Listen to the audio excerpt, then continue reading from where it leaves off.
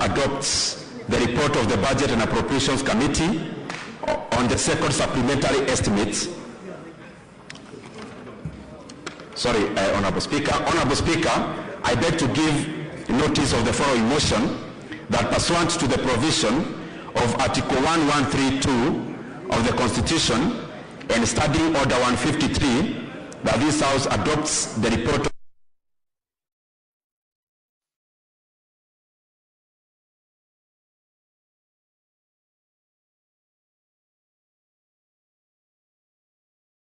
and approves the mediated version of the Division of Revenue Bill, National Assembly Bill number 14 of 2024. I thank you, Honorable Speaker. Yes, ma'am. Next, Chairperson, Departmental Committee on Trade, Industry and Cooperatives. Thank you, Honorable Speaker. Honorable Speaker, I beg to give notice of the following motion that this House adopts the report of the Departmental Committee on Trade, Industry and Cooperatives on its inquiry into the illegal and irregular release of condemned sugar laid on the table of the House on Tuesday, 4th of June 2024. I thank you, Mr. Speaker.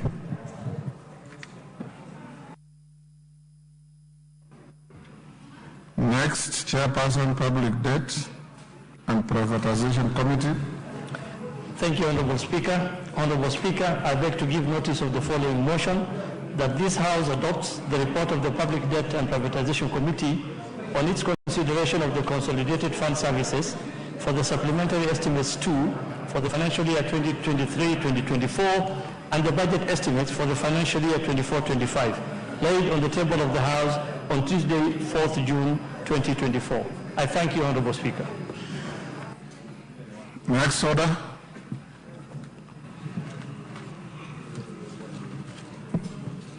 Order number 7, questions and statements. Honorable members, before I call out the first statement, allow me to acknowledge the following institutions in our galleries. In the Speaker's Gallery, Chogoria Boys High School from Mara, Tharaka Nithi.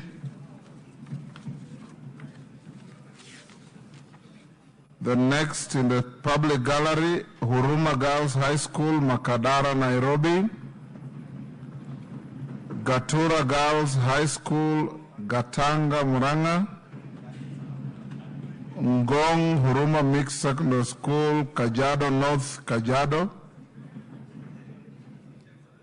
I have been requested by the Nairobi Women Rep to be given an opportunity to welcome Huruma Girls, Makadara.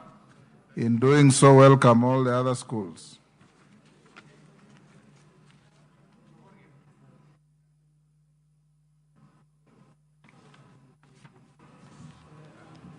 Go ahead, Pasaris. Thank you, Mr. Speaker, sir. I stand here as the Nairobi County Women Representative to welcome all the visitors here, and most, of course, my Huruma girls from Huruma Girls Secondary School, accompanied by their teacher, Peter Barthit, Anne Gishoi, and Kevin Mutueni. We have 170 girls that have accompanied the teachers from the history class. This school was founded in 1964, so this year we both share a birthday for turning 60. The school was founded by the Sisters of Mercy to help the needy schools. It currently accommodates 1,400 students, and their performance is very good. I also want to acknowledge that the school is in Makadara constituency, where the Honorable George Aladwa is the MP. I thank you for this opportunity to welcome the girls. I want to assure them that as a parliament, we are fighting to ensure that we provide sanitary towels, not just for primary schools, but also for secondary schools. It's all a question of budgeting, and it's also a question of the finance bill providing enough money for sanitary towels. So your government is working, and that we give you an enabling environment. What we ask from all of you, especially my young girls, is focus on your education. We need to see a difference to teenage pregnancies. I met you outside and I told you, no one ever remembers their childhood sweetheart. I don't even remember the boy who tuned me in secondary school and what his name was, and I have no idea where he is. So focus on your studies and do well. The time for boys will come in the future. Thank you, Mr. Speaker. Gitonga Murugara. Thank you. Thank you very much, Mr. Speaker. So, Speaker, on behalf of my colleague from Mara constituency, the Honorable Kareke Mbuki, is not here now, and there's a leader from Tharaka County. Allow me to welcome Chogoria Boys High School, who are seated in the Speaker's gallery, and the rest of the schools who have come to observe proceedings this afternoon, with remarks to them that it is vitally important that after observing what happens here, they also actually have the ambition so that one day they are able to become leaders of this country. They are able to emulate what these honorable members are doing for them, and also state that Chogoria Boys High School is one of the best schools in the Tharaka County. It has produced who is who, not just for the county, but for the entire country. Therefore, it's a pride of the county to be here today, and I sincerely welcome them to see what we do here, what we do on their behalf, on behalf of the parents who have elected us to come and represent Kenyans. Thank you very much, Honorable Speaker.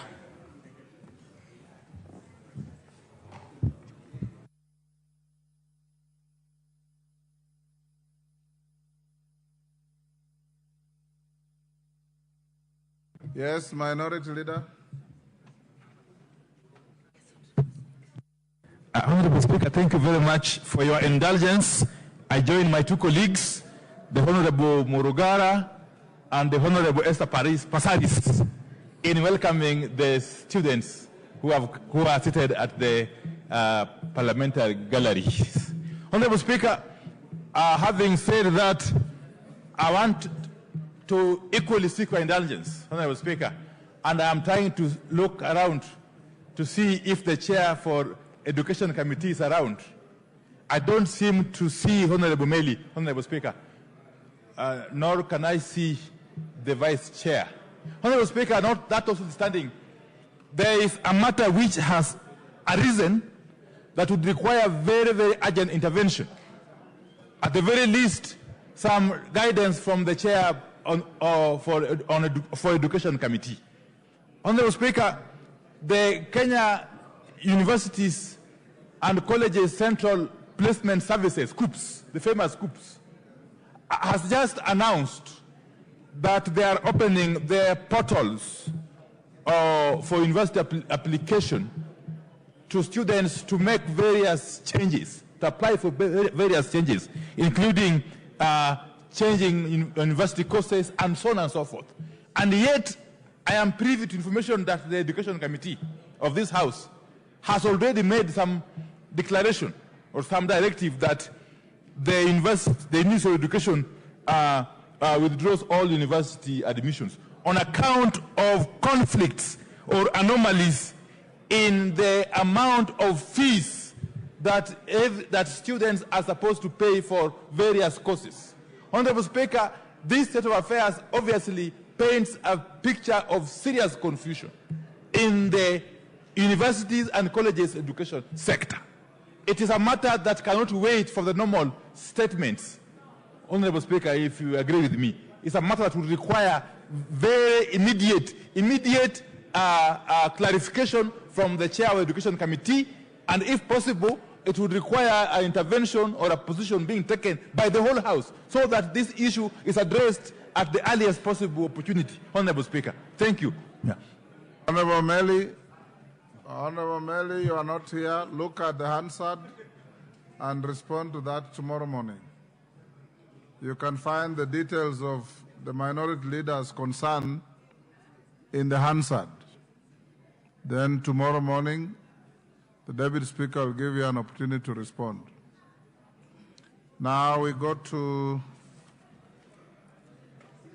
response to a statement by the Honorable Mohammed Ado, MP Wajir South. Chairman, Environment, Forestry and Mining.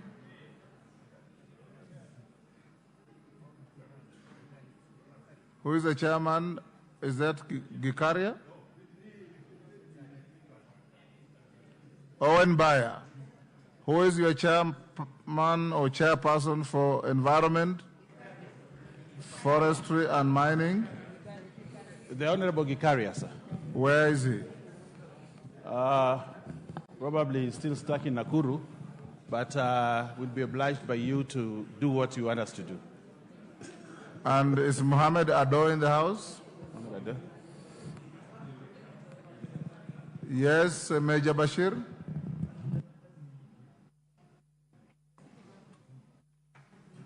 Honorable Speaker, thank you very much. I stand in for the Honorable Mohammed Ado. I have his consent on the matter, and I'm shocked that the statement is not yet ready. And the Honorable Speaker, remember that matter is a matter of immense concern to the residents of northern Kenya, and it was a matter of about the toxic waste that has been dumped in parts of northern Kenya.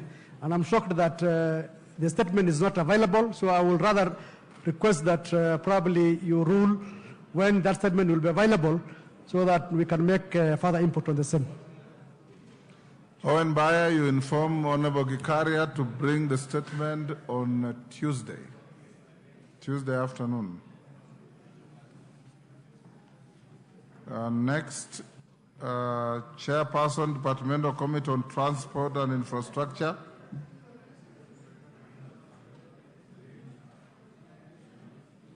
Honorable GK, is he here? Member, yes. Yes, Honorable Member for Gishugu. Speaker, sorry, I got a bit distracted by my neighbor. I have three statements. Honorable Yakub Ado, MP. Honorable Speaker, on Tuesday, 16th April... Is the member here, Yakub Ado? Is Honorable Yakub Ado here? He's not here. Go to the second one. Thank you, Honorable Speaker.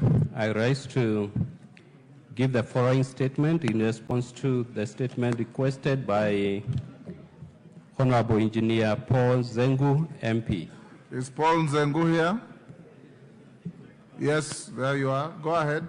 Thank you, Honorable Speaker. On Thursday, 18th April 2024, the member for Mwingi North constituency, the Honorable Engineer Paul Zengu, MP, requested for a statement from the chairperson of the Departmental Committee on Transport and Infrastructure regarding the current state of allocation for roads maintenance under Kera Development Fund for April to June this year.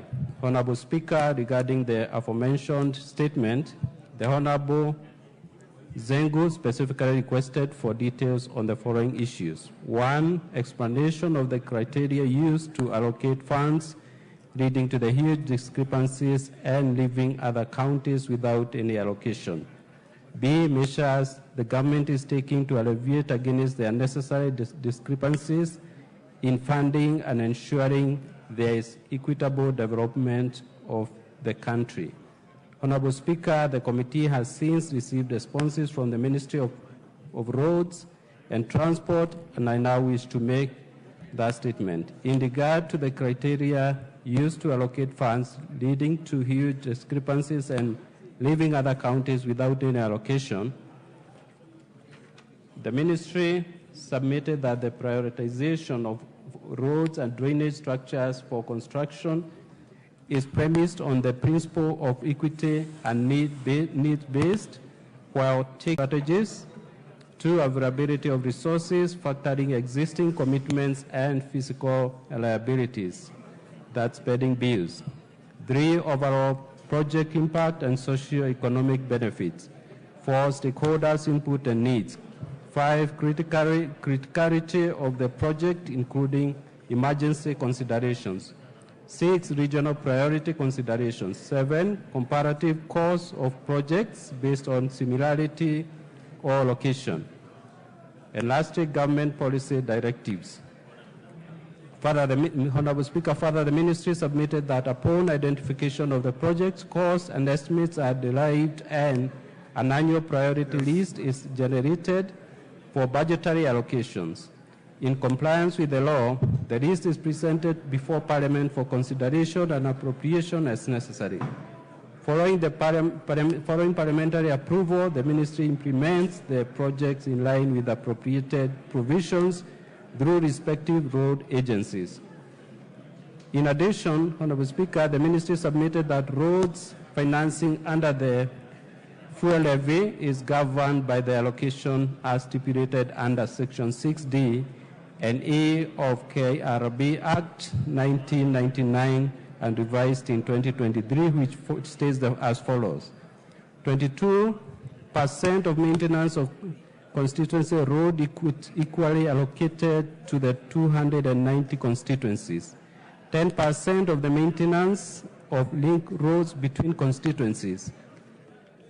And C, 40% for maintenance of national track roads, and 15% for maintenance of urban roads, and 1% for maintenance of roads in the national parks. And there is a maximum of 2% for KRB operations. There's also 10% in accordance to the Road Sector Investment Program administered by the Cabinet Secretary for Roads and Cabinet Secretary for Finance. Honorable Speaker, the Ministry submitted that all counties have an equal opportunity for consideration in roadworks funding as appropriated through Parliament and as per the Road Maintenance Levy Fund provisions.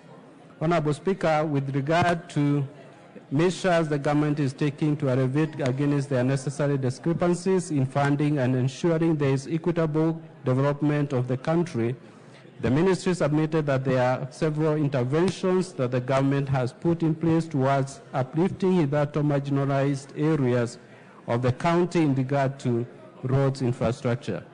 Amongst the key interventions along this line is the implementation of the Equalization Fund, through which currently 90 contracts worth 948 million Kenya shillings has been awarded in 15 counties and are at various stages of implementation.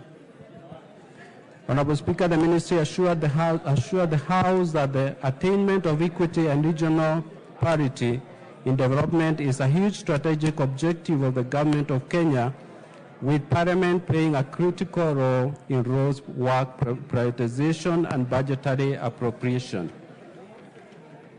Honorable Speaker, the Ministry expressed appreciation for the support it continues to receive from Parliament towards the attainment of equitable development alongside other critical development objectives. Honorable Speaker, thank you, and I submit. Thank you.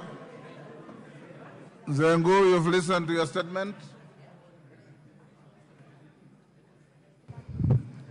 Thank you, Mr. Speaker. Yes, indeed, I listened to the statement and I was served with an advance copy. But, Mr. Speaker, I want to say that I'm not satisfied with the statement, because my question was based on a specific budget that I had seen, which was distributing money, 3.58 billion shillings, that was unfairly distributed or inequitably distributed, because certain counties had received zero funding, while other counties had got 280 million plus. So, Mr. Speaker, the people at Table Office had given them all the details, but they summarized my statement into a few words, which denied me the opportunity to express myself on that matter. And, Mr. Speaker, when I was invited by the chairman, Roads and Infrastructure Committee... Honorable members, the conversations are too loud. Those members holding mini kamkunjis, Wamshomba, take your seat. Kiborek, take your seat. Take your seats. Go on, Zengu. Thank you, Mr. Speaker. When I was invited to the committee by the chairman, when I attended, they tried to, the ministry people tried to imply that the list that was that I had found myself had been approved by the parliament, and members of the committee also agreed with me that certain things are being done undercover and they were not aware. So, Mr. Speaker, what I'm asking is if you can direct that in the future, first, this matter be investigated by the committee and becomes an inquiry, and secondly, that you instruct that this project, if they have to be done, and before they're advertised, a list is sent to Parliament so that members can approve of them. Because one of the reasons why I brought this matter, Mr. Speaker, is that there was a road written Bangal Boka, and it was written to belong to Kitui County, yet there is no place in Kitui County called Bagal Boka. So, Mr. Speaker, this is a big, and I wish members could... Honorable Zengu, you listen to the response to your statement. What is expected of you is to seek clarification on matters that are not clear. You are now engaged in debate, and it is not right. Mr. Speaker, I was just clarifying that I gave the table office a big document, out of which they produced a tiny document, but I also submitted to the ministry official through the chairman Committee on Infrastructure that the information they were giving was contrary to what was available. So I wanted to ask if you can direct that the chairman does an inquiry and instruct that in the future this road project, because the 10% that is left to the minister's allocation, no one knows how that money is spent. It is at the discretion of whoever is in that office, and also the money that is comes up as a result of appropriation in aid. Mr. Speaker, no one knows how the money is being appropriated and where the money goes to certain places and not other places. I submit. Thank you. Lelmengit, did you want to speak to this? No. Yes, GK, you've heard the protestations of the member. Honorable Speaker, I've heard the sentiments raised by the honorable member, and if he would wish to visit the committee again for further clarification, we are happy to welcome him. Thank you. Okay, next statement. Honorable Speaker, again rise to read the following statement in response to concerns raised by honorable members of this House regarding 32% fuel levy. Honorable Speaker, today mid-morning we had a meeting with the Principal Secretary for Roads, Engineer Joseph Bogua, and we did indeed ask him to clarify the matter. And the following is his statement. Following reduced fuel levy consumption for 23-24 financial year, the fuel levy provisions were projected to reduce by Kenya shillings 11.2 billion. The second supplementary budget 23-24 was subsequently reduced to conform to the new fuel levy collections. Under the reduced collection, the 32 fuel levy KERA allocation would further a reduction of Kenya shillings 2 billion in the 23-24 financial year. Honorable Speaker, I am sure after this meeting, many members, after this sitting, many members will want to ask me about 22 and 10%, so I really plead with members to listen to my statement. And I continue. However, the indications are that the month of June 2024 may experience enhanced corrections as analyzed below. The actual collection in the period between 1st July 2023 to 31st May 2024 was Kenya shillings 74.2 billion. It is projected that the board will collect Kenya shillings 6.5 billion in June 2024, bringing the total for the year to 80.7 billion, against a revised budget of Kenya shillings 78.7 billion. This difference of between 2 billion may be applied to fund the budget deficit of Kenya shillings 2 billion.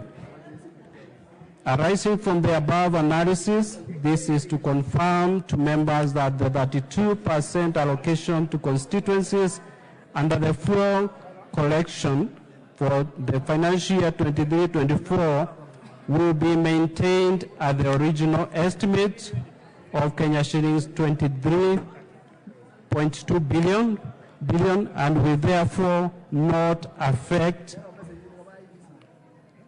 be affected by the reduced fuel levy correction of the financial year 23-24. That is the current financial year. Signed by Engineer Joseph M. Bugwa, CDS Principal Secretary. Thank you, Honorable Speaker. As you are all up in arms when this issue was raised, and now nobody seems to pay attention. We'll move on. Honorable Mwango.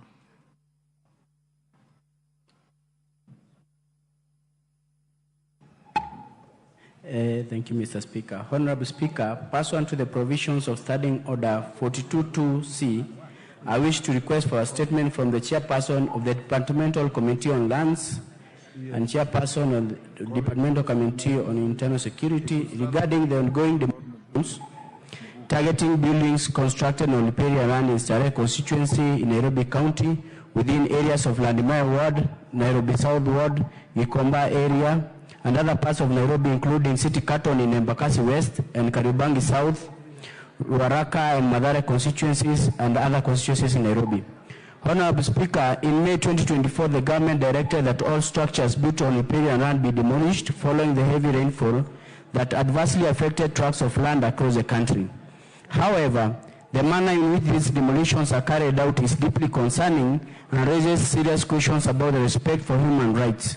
Firstly, the government provided a stringent timeline for vacating the affected areas without proper notice issued to the residents or offering alternative places to reside in. Secondly, the ongoing demolitions reveal a distressing picture of inhumane treatment, with houses being demolished without regard for the well-being of the residents, some of whom have lived on the said land for over 50 years and possess legitimate title deeds issued by the government. Regrettably, mothers and children are being left to sleep in the cold without any alternative accommodation or support from the government. Honorable Speaker, the demolitions have been marred by use of excessive force, with unfortunate incidents of people being tragically shot by security agencies during the process. Lastly, it is particularly alarming that these demolitions are taking place without a clear and transparent compensation plan in place. The government's purported compensation plan appears to be limited to a few individuals, leaving many rightful landowners in a state of uncertainty and despair. Honorable Speaker, it is against this background that I request for a statement from the Chairperson of the Departmental Committee on Lands on the following. What measures has the Ministry put in place to ensure a fair and transparent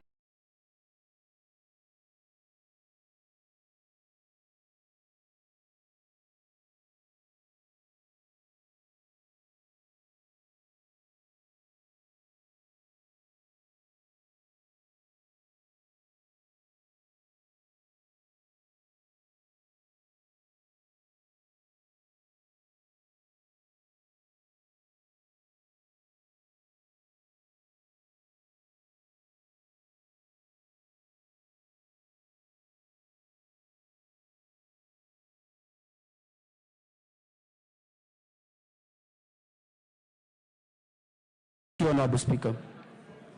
Thank you. That was the chairman of which committee? Lands.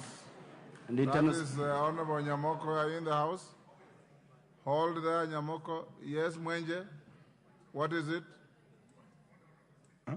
You want to be a joyrider? A bit of both, Honorable Speaker. But I rise on a point of order on the same Standing Order 44.2. While the matter has been raised, and rightly so, to the Secretary, the Department of Lands, Honorable Speaker, the people who are implementing this issue on the ground is the Ministry of Interior, and the way the situation is right now is quite dire, Honorable Speaker, because we are creating IDPs as we speak. As we speak, Honorable Speaker. We've had demolitions that are ongoing within our constituencies in Nairobi, as have been mentioned by the Honorable Mwago. Honorable Speaker, we don't know where these boundaries lie. In certain areas, the boundaries are spoken that the riparian land is 6 meters. In certain areas, they say it's 60 meters. And we've seen the DCCs trying to go back to demolish further from the areas that were initially marked as the boundaries. Now it seems somebody somewhere is revising this riparian land and increasing these portions. This will lead to massive loss of property, and a lot of people will become homeless, Honorable Speaker. So if we can ensure that these matters are halted for the moment until we can have a bipartisan agreement and a discussion within the multi-agencies that are concerned with this matter here in Nairobi. Otherwise, the destruction, Honorable Speaker, will be on a devastating level. Thank you, Honorable Speaker. Yes, a member for Ruarak. Mr. Speaker, Honorable Mwago is speaking for many of us from Nairobi. And I do not know which standing order to apply when a statement is couched in a way that can be expanded. I do not know whether there is an amendment to a statement, but Mr. Speaker, you will see... Honorable Kajwa, you cannot purport to amend... I'll allow you to joyride on that for a minute. Yes, Mr. Speaker, the thing is, you will see some of us also giving you or writing the same statements, but in an expanded manner, because Honorable Mwago has done a very good job, but with a lot of respect, he has left certain issues which are the core issues that we need to prosecute in this whole matter. Mr. Speaker, for example... Honorable Kajwang, in a situation like that, you simply say, in addition to what Honorable Mwago is seeking, can the chairman also look at the following? This is it. Thank you. You know, Mr. Speaker, you are seasoned, and that is why it has come from your mouth wisdom that has been dispensed without measure. Mr. Speaker, sir, one of the issues which are troubling is that there is this Gazette notice number 14891, signed by the President of the Republic of Kenya, establishing something called Nairobi Rivers Commission, purporting to act under the Climate Change Act and purporting to act under the NEMA Act. Mr. Speaker, you know that the President has no power to make law in this country. A Gazette notice itself is law, is delegated legislation. And that delegated legislation must come before the House, Mr. Speaker. And even if it does, those pieces of legislation has given the CS powers to make delegated legislation. It is not to the President to make that decision.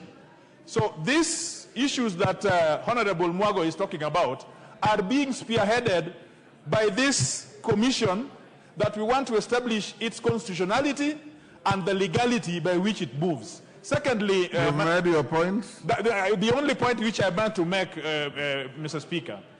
Mr. Speaker, when you closed this campus, it struck us that people can do things unlawfully. KDF is managing and it's controlling the demolitions in eastern and all the parts of Nairobi. KDF. Why would KDF that is concerned with issues in Baringo, that is concerned in issues in Turkana, why would they come into Nairobi to demolish things in Nairobi, Mr. Speaker? So this is an issue which traverses from Westlands, it goes all the way in Eastlands, and Mr. Speaker, it is only those of us who are in the ghettos who are suffering. People in Lavington, people in Runda, Mr. Speaker, I know that you are not from Runda, but Mr. Speaker, some of us are literally, my whole constituency has been obliterated. 2 wards. As I stand here, I do not know whether I'm a member of any constituency. Because if 60 meters If people demolish 60 meters, the whole of Ruaraka will be gone. Will be gone. I will not have anybody to represent in this house. You made your point, Elachi. Mr. Thank you, Mr. Speaker. Mr. Speaker, I would wish also the chairman to look at. There were two things the president said. One, there was compensation, Mr. Speaker. That monies will be put in the funds of these people as they move. For me, Mr. Speaker, what is very sad, it is how inhuman they are doing the demolitions. That you cannot just come and see a Shosho screaming the way she was screaming yesterday without even giving her notice, without even saying they are coming to demolish. Nobody is removing their stuff. I think that is where the issue is. And as you demolish the other side, I will repeat, in Lavington, in Kileleshwa, we have people who have built on that riparian land. I want to see whether we are coming to demolish also those who are on those riparian lands on Runda, Kileleshwa, the whole of Kileleshwa River, Mr. Speaker. People have taken that riparian land and they have built skyscrapers. They need to come there also, so that we know it is fairness and it is for everyone to be removed from that riparian land. So, Mr. Speaker, for me, I want the chairman to bring us all those who are being compensated and how much they were promised to be given. On the same issue, it's unrelated. So hold your horses. Pardon? Go ahead. I would also, on the side of compensation, I would also want, Chair, apart from compensation, what is all the government, through the same ministry, doing so that we avoid further future menace of the same happening? Can we employ ways like river tunneling? We know all these riparian lands are buffer zones for water, but what are the solutions that we need to put in place right now so that we prevent this menace happening in future? Thank you, Chair. Honorable Nyamoko, you've heard this request. Can you bring a response on Thursday? This coming Thursday? Are you able, or next week? I think next week we'll do. 14 days from now. Next week, Thursday is budget day, so you'll do on Wednesday. Thank you, Honorable Speaker. Lelmengit now, what did you want to say? Chair, Honorable Speaker, the Chair for Roads spoke on a very important issue. And I wanted to seek clarification whether we know we have a lot of rumors going around that the 22% allocation to Kera is removed for savings. Yeah. So I wanted clarification. When I called out the House that you are all agitated when this matter was brought to the House, nobody was listening. Nobody raised an issue. But being a first-timer, I will indulge you to say what you want to say. Okay, thank you, Mr. Speaker, sir. Yes. I wanted to seek next clarification. time you'll be alert and you contemporaneously respond to issues as they come. Okay. So good. So I wanted clarification from the chair. Man of roads still here? GK? Yeah, the chairman is still here. Go ahead. Okay. On the I wanted the chair to affirm or clarify whether the 22% savings allocation to Kera constituencies is still in place, or there's an hearsay or allegations that the said amount has been taken back to Treasury. GK has the 22%.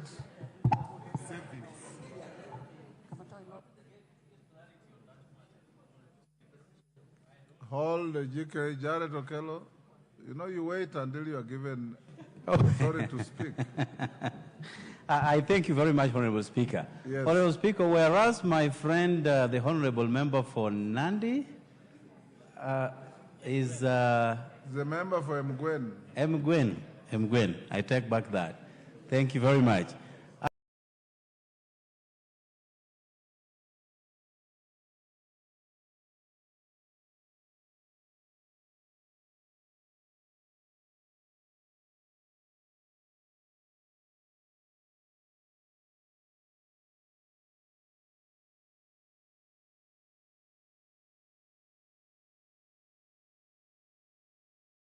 I think the room, so to speak, that is out there does not really from the savings, Honorable Speaker.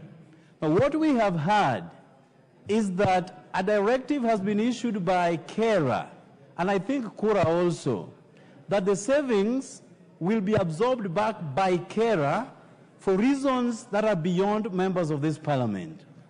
Honorable Speaker, I think you have made a pronouncement over and over again that no one can unilaterally change any law in this country without participation of Kenyans, without the involvement of members of this House, our constituents, and our constituencies alike, Honorable Speaker.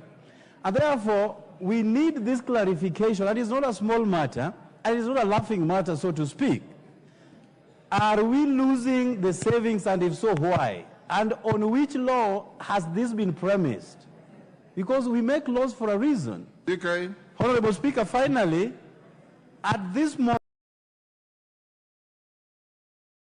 and if somebody is going to meddle with this matter, we do not know how to handle issues to do with roads in our constituencies. But most importantly, all these members of parliament will tell you that the only body that makes roads in their constituencies, even without the involvement of devolved functions, is KERA. So if somebody messes up with KERA, you are messing up with members of parliament, and by extension, members of parliament know when to strike and how to strike the most. I thank you, Honorable Speaker. GK. Honorable Speaker, indulge me to reread the statement, which had, it's a short statement, which had pleaded with members to listen to. So I will read it a second time, if you allow me, Honorable Speaker. Following the reduced fuel level consumption. You don't have to reread the statement. It's a brief one, Honorable Speaker. The issues raised are very easy. You can answer them in a minute without reading. Honorable Speaker, because the statement that captures, the paragraph that captures, so the actual collection, the actual collection in the period 1st July 2023 to 31st May 2024 was Kenya shillings 74.2 billion. It is projected that the board will collect Kenya shillings 6.5 billion in the month of June 2024, bringing the total for the year to 80.7 billion against a revised budget of Kenya shillings 78.7 billion. The difference of Kenya shillings 2 billion may be applied to fund the budget deficit of KERA of Kenya shillings 2 billion. Arising from the above analysis, Honorable Speaker, this is to confirm that the 32% allocation to constituencies under the fuel levy collection for the current financial year will be maintained at the original estimate of Kenya shillings 23.255072653 billion, and will therefore not be affected by the reduced fuel levy correction for the financial year 23-24. Honorable Speaker, the member for Nguyen, I believe I have responded to his concerns. We will not incur any reductions. And concerning savings, there is no law that allows KERA to reverse money from regions, KERA regions, regional offices to the head office. So all the money that is saved, all the balances are supposed to be utilized within the constituencies, as has always been the case. Thank you, Honorable Speaker.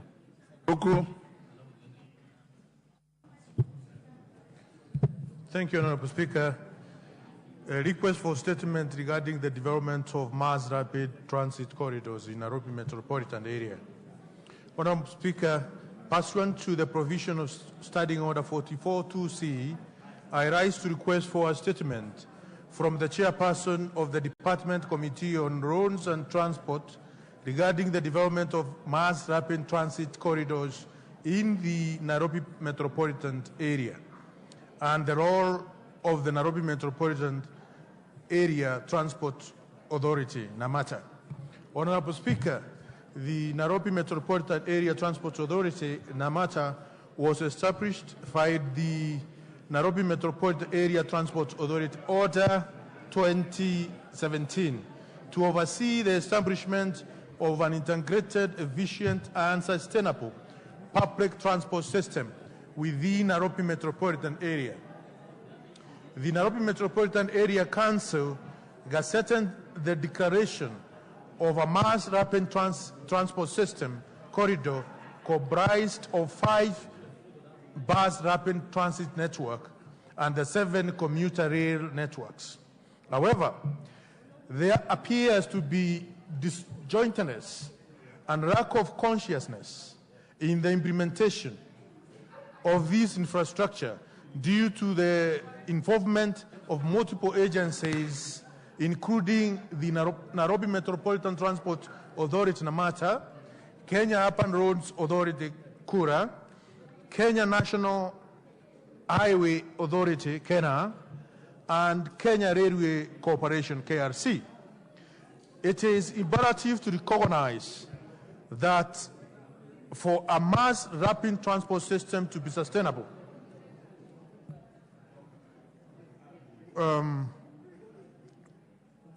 it is imperative to recognize that for a mass rapid transport system to be sustainable, it must be integrated and further have an operation plan that will generate positive systems revenues, minimize the need for exchequer support and operational expenditure.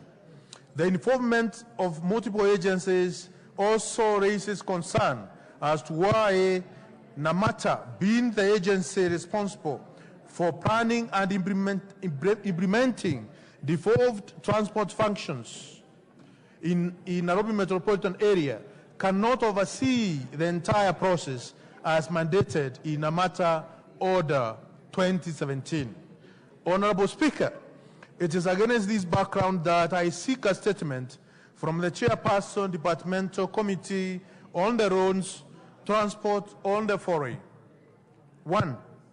Why are multiple agencies involved in development of mass rapid transit corridors in Nairobi Metropolitan Area, and how is this impacting the coordination of the system? 2. What measures are being taken to ensure that the existing projects formulated before the creation of NAMATA are integrated with NAMATA's mandate as an agency responsible for implementing devolved transport functions in the Nairobi Metropolitan Area region? 3. What steps are being taken to ensure that the mass rapid system investment in Nairobi Metropolitan Area are being packaged optimally and are guided by a sustainable plan to minimize the future need for reliance on exchequer releases? Thank you, Honorable Speaker. And for me to add on Mogoka, Mr. Speaker, Order. We have a big problem, Mr. Speaker. Order, Roku. I gave you an opportunity to talk about what you have finished. You know you have written to me about what you are saying. And I've received several of them. It's not just about you. Meli, 2 minutes. But Meli, the minority leader who raised the issue is gone, so you better do it tomorrow when he's in the House. Next order. Who? Oh, Chairman Transport, you've listened to Ruku. When can you bring a response? We'll take 2 weeks, Honorable Speaker. 2 weeks. Maximum 3. So that 2 to 3. 2 weeks is agreed. 2 to 3 weeks, Honorable Speaker. We'll give you 2. All right, Honorable Speaker. Thank you. And next order. Order number 8, motion, report of the Committee of the Whole House on the National Disaster Risk Management Bill, National Assembly Bill number 24 of 2024. Question to be put and third reading. take your seats. Honorable members, take your seats. Bowen, take your seat. DK, take your seat. Honorable members, I'll now put the question at order number 8, which is that this House do agree with the report of the Committee of the Whole House on its consideration of the National Disaster Risk Management Bill, National Assembly Bill number 24 of 2023. As members of that opinion say aye. Aye. Those of the contrary opinion say nay. The ayes have it.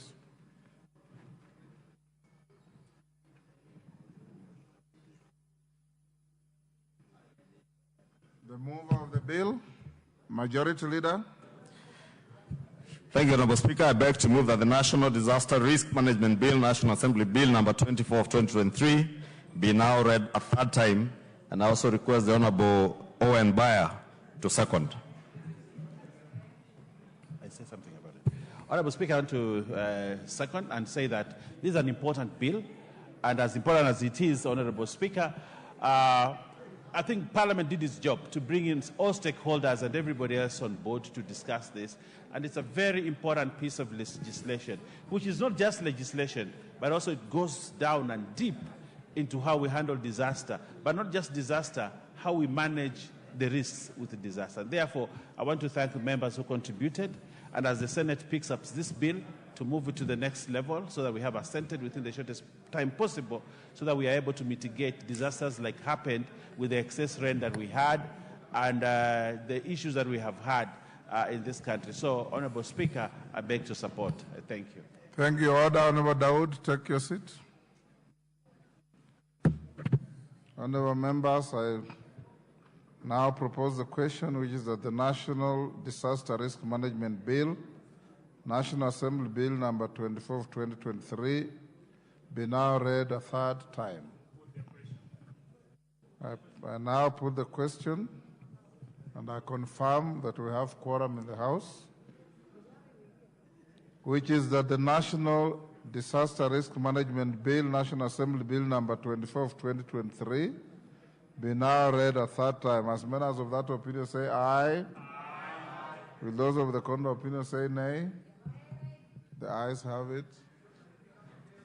A bill for an act of Parliament to establish the National Disaster Risk Management Authority and County Disaster Risk Management Committees to provide a legal framework for the coordination of disaster risk management activities and for connected purposes. Next order. Order number 9, the County Boundaries Bill, Senate Bill number 6 of 2023, first reading. A bill for an act of Parliament to provide for county boundaries, to provide for a mechanism for the resolution of county boundaries disputes, to give effect to Article 188 of the Constitution by providing the procedure for alteration of county boundaries, to provide for the establishment of an independent county boundaries commission, and for connected purposes. Thank you. Next order. Order number 10, motion. Maize flour subsidy program for the financial year 2022-2023. Chairman or Chairperson, Departmental Committee on Agriculture and Livestock. Thank you, Honorable Speaker. Honorable Speaker, I beg to move that the House adopts the second report of the Departmental Committee on Agriculture and Livestock on its inquiry into the maize flour subsidy program for the financial year 2022-2023, laid on the table of the House on Tuesday, 27th of February 2024. Honorable Speaker, the Departmental Committee on Agriculture and Livestock tabled this report, tabled a preliminary report on the same inquiry in the House on Wednesday, 7th of June 2023, and the committee's report was adopted by this House on Thursday, the 3rd of August 2023. So to get further clarification, Honourable Speaker, on some of the outstanding issues, the committee held meetings with the Ministry of Agriculture, Livestock Development, and Livestock Development, the Serious Millers Association, and the millers who participated in the program independently, and not necessarily the Grain Mill Owners Association, whose report we had already concluded. Honourable Speaker, the committee did observe several things that I wish to put before the House. From the meetings, we observed the following.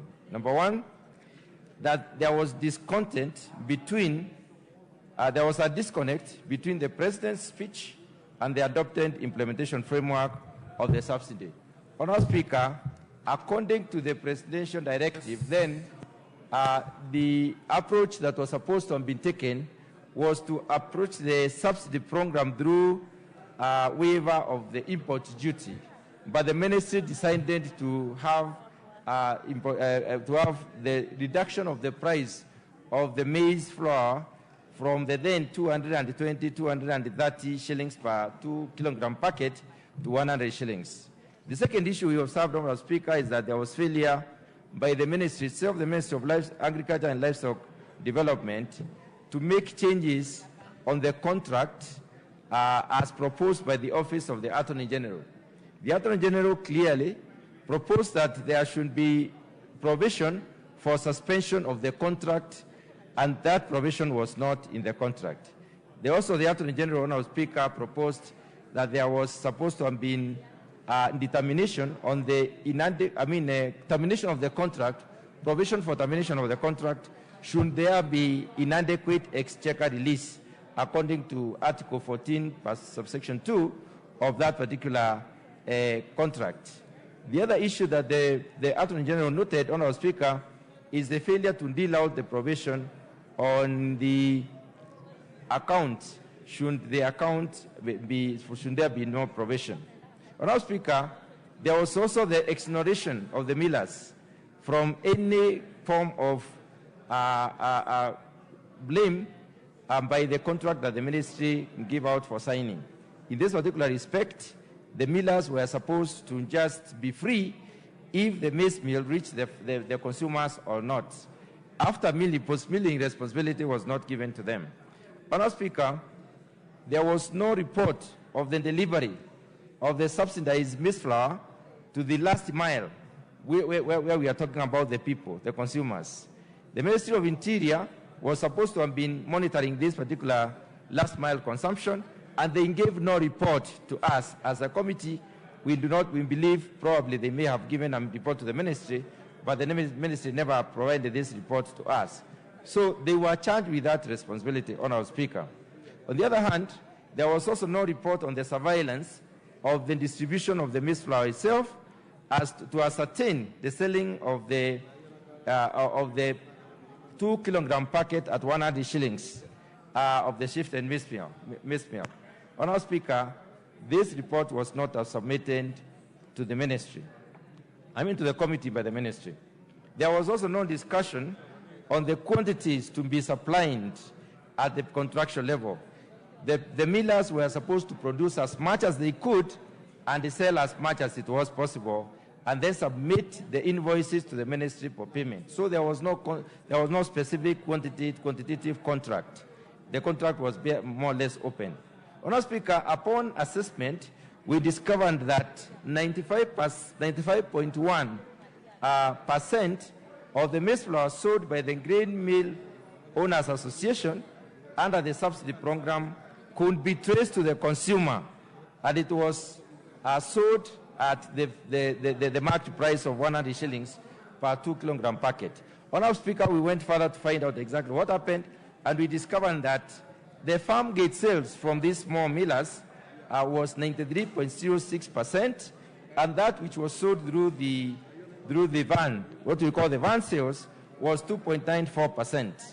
On the other hand, Honourable Speaker, only 17.85% of the maize flour that was produced by the Cereal Millers Association was sold directly to the consumers. This is what we were able to trace as a committee, in the sense that only 9.8% was sold through what we call the van sales, the marked van sales or the branded vans, and only 8.05% was sold through the farm gate or walk-ins. We also noted that, Honourable Speaker, a total amount of 50,526.28 was paid up to the Grain Mill Owners Association, while the outstanding balance on the accounts of this particular maize flour subsidy to this association membership was 432,751,316.30. On the other hand, Honourable Speaker, we also established that the membership of the Cereal Millers Association that participated in the subsidy program changed from the initial 27 at the initial presentation to 29. And the explanation was the extra 2 members were omitted from the list. Honourable Speaker, we also noted that the total invoiced amount by the Cereal Millers Association was 4,495,356,547.10, out of which 1,905,845,377.07 had been paid, and there was an outstanding balance of 2,589,511,170.05. We also noted that, Honourable Speaker, members of the Cereal Millers Association approached the Nairobi Center for International Arbitration, seeking for arbitration to pursue payment of the pending bills arising from the maize flour subsidy program of 2022-2023. Honourable Speaker, from the above observations, the committee made several recommendations. One of the recommendations that the committee made, Honourable Speaker, is that in future related interventions where the government has to intervene in form of a subsidy, there should be clear interpretation, layout of the executive order, and the implementation arrangements clearly laid out for information to the actors, so that those who may participate in the process, those who may wish to ask questions may be able to get the correct answers. Honourable Speaker, we also concluded that the Cabinet Secretary in the Ministry of Agriculture and Livestock Development should submit a report to the National Assembly within 3 months of adoption of this report to explaining the following. Number one, the report should explain the departure from from what is interpreted as the President's focus on the subsidy, subsidizing maize flour, which was supposed to have been through the waiver of import duty, to what the ministry decided to do in terms of paying off the millers to produce and sell the maize flour. Honourable Speaker, we also expect them, the ministry, to explain how the decision to implement the program for a period of 1 month was arrived at. We would also like the ministry to explain why the program was implemented a month to the general elections. Honourable Speaker, we would also like the ministry to explain the actions that the ministry took after several prompts by the CMA or the Cereal Millers Association on the maize and wheat situation in the country and globally, and the reasons for inactions, because there were quite a number of inactions. Honourable Speaker, we would also like the ministry to explain why a certain group of millers appear to have been favoured in terms of payment compared to the rest of the millers. We also would like an explanation on why the ministry did not adopt the proposal made by the Attorney General on the contract. We would also like an explanation as to why the Cereal Millers Association are given preference on the millers, or to the other millers, in regard to the introductory engagement and meetings that were held prior to the maize flour subsidy program of 2022-2023. And finally, we would like the ministry to explain, why the ministry prefers not to clear the subsidy-related debts as pending bills that are accrued from these particular processes, because we note with concern that, Honourable Speaker, there is a pending bill for the 2017-2018 maize flour subsidy, as there is also a bill for 2022-2023, among others. The other issue, Honourable Speaker, that we recommend is that the Auditor General should conduct an audit of the maize flour subsidy program for 2022-2023 to ascertain whether there was prudent use of the public resources and submit the report to the National Assembly within 3 months of adoption of this particular report. Honourable Speaker, we also recommend that the DCI should conduct the following investigations.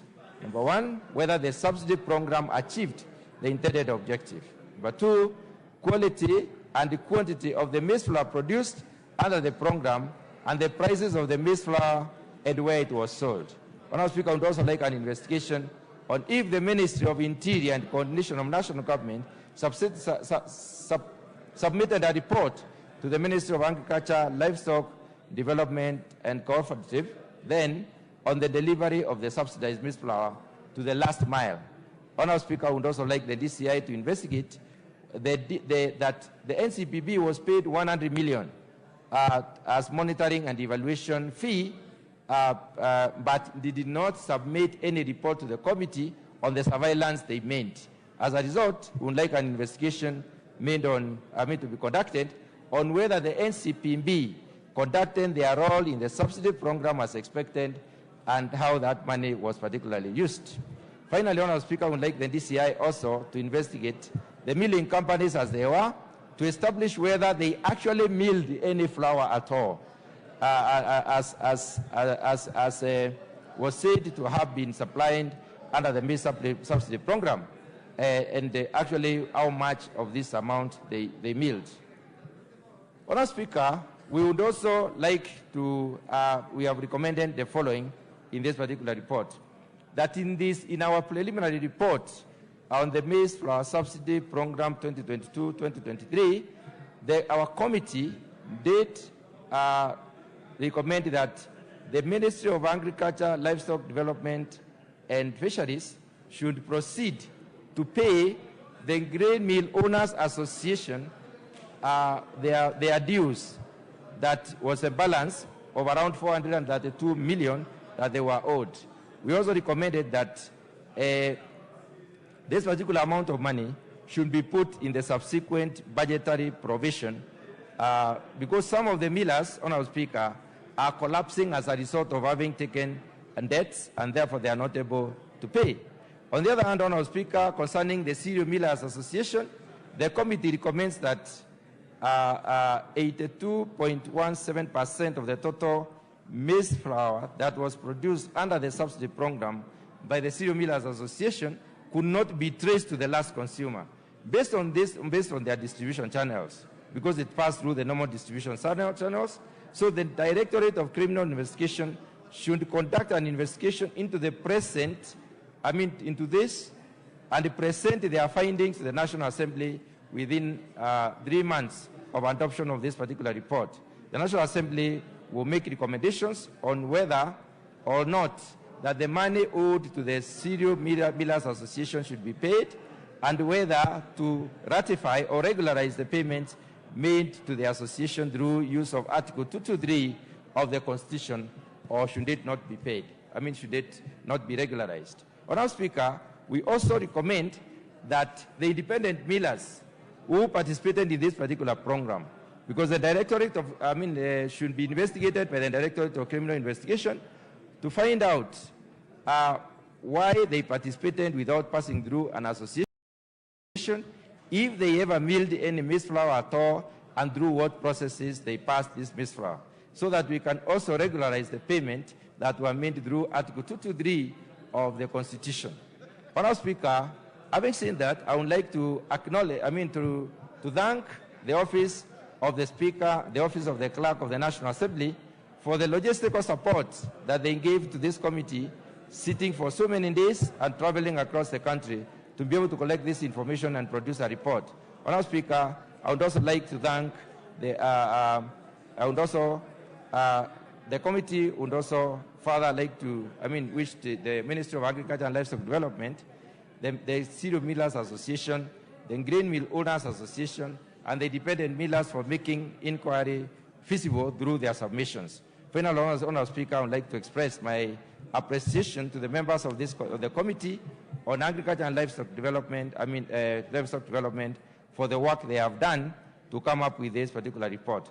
Honourable Speaker, with those few remarks, I wish to move that this House adopts the report and call upon my Vice Chair, the Honourable Brighton Yagon, member for Konoin, to second. Thank you, Honourable Speaker.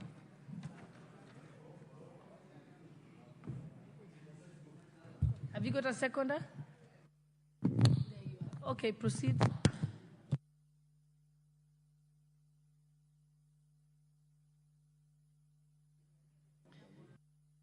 Please give him the mic. Honorable Speaker, I rise to second. During the consideration of supplementary estimate number 1 of financial year 2023, members of the Departmental Committee on Agriculture and Livestock observed that 7.267 billion had been spent on maize flour subsidy program, out of which 4 billion had been paid under Article 223 of the Constitution, while 3.267 billion was yet to be paid to the millers. Honorable Speaker, the 4 billion was spent in July 2022 and presented to the Committee for Regularization through the supplementary estimate as required by Article 223 of the Constitution. The committee did not approve the expenditure on account of non-disclosure of information on who the maize flour suppliers were, the quantity of maize flour supplied, the areas in which the subsidized flour was supplied, and the retail outlets that sold the maize flour. Honorable Speaker, it is to the above reasons that the committee resolved to conduct an inquiry into the maize flour subsidy program, whose objectives were to find out whether the program achieved its objectives, establish whether the identification process of the millers was free and fair, find out if there was value for money in the execution of the program. Honorable Speaker, the Departmental Committee on Agriculture and Livestock tabled a preliminary report on the inquiry in the House on Wednesday, 7 June 2023. The committee's report was adopted by the House on Thursday, 3rd of August 2023, with the following recommendation. The 500 million Kenya shillings owed to members of the Grain Mill Owners Association should be factored in the budget estimate for financial year 2023-2024 and paid because of their computation were clear. The membership of the association that participated in the program was static, and they did not participate in maize flour subsidy program for financial year 2017-2018. Honorable Speaker, the other recommendation was that the 841,784,292 Kenya shillings was paid to GMOA under Article 223 of the Constitution be regularized because the committee established that there was value for money on the part of the association. The Ministry of Agriculture and Livestock Development Department should come up with a policy on how to engage in future subsidy programs within 3 months of adoption of this report and submit a copy of the same to the committee. It is also said that it is also sad to note that none of the above recommendations have been implemented by the Ministry of Agriculture and Livestock Department. Honorable Speaker, with those few remarks, I second. Thank you. Honorable members, allow me to now propose the question. Honorable members, I propose the question that the House adopts the second report of the Departmental Committee on Agriculture and Livestock on the inquiry into the maize flour subsidy program for the financial year 2022-2023, laid on the table of this House on Tuesday, 27th February 2024. And honorable members, I would like you to note that the time that was allotted for this debate is 5 minutes for for each member, including the majority leader, and the total amount of time allocated is 2.5 hours. So thank you. Yes, Honorable DK. What is do you have a point of order? Yes, okay. Thank you, Madam Speaker. As a member of the Agriculture Committee, I rise to support the report tabled by our chair, our APO chair. First, on this Maize subsidy program that was actually done just before the elections. Our investigations, which has taken more than six months, revealed quite a lot of inconsistencies that we feel right from start there was no value for money. Secondly, you realize from the report we have categorized the millers into two types. There are the large-scale millers, that is the CMA, and the small-scale millers, that is the GMOA. From the onset, the meeting that was done by the ministry at State House actually involved the CMA, that is the large-scale millers. They are the ones who design the architecture, and if you look at it closely, by the time they were meeting, the large-scale millers were owed around 500 million, which actually from the design, they were actually paid before the project could begin.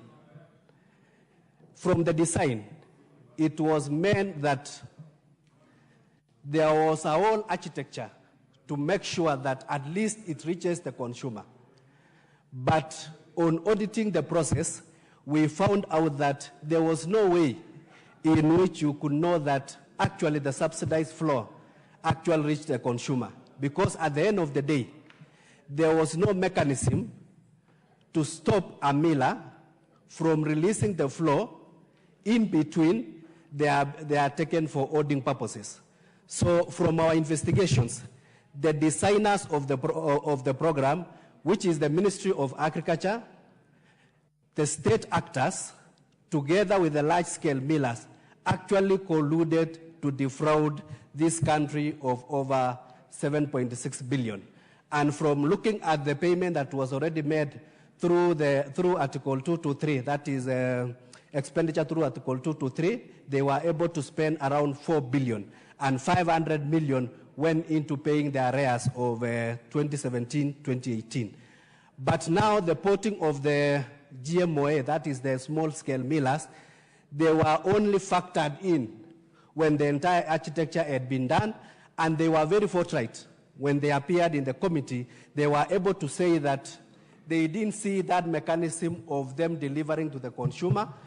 They just milled the floor, and outside their gate, there were so many people who wanted the floor, and they just distributed to them without necessarily knowing what they were supposed to do. So we felt that we don't have to, we cannot punish the millers who didn't know the architecture, who didn't know what they were going on, and they actually milled and sold the floor to whoever was outside their gate.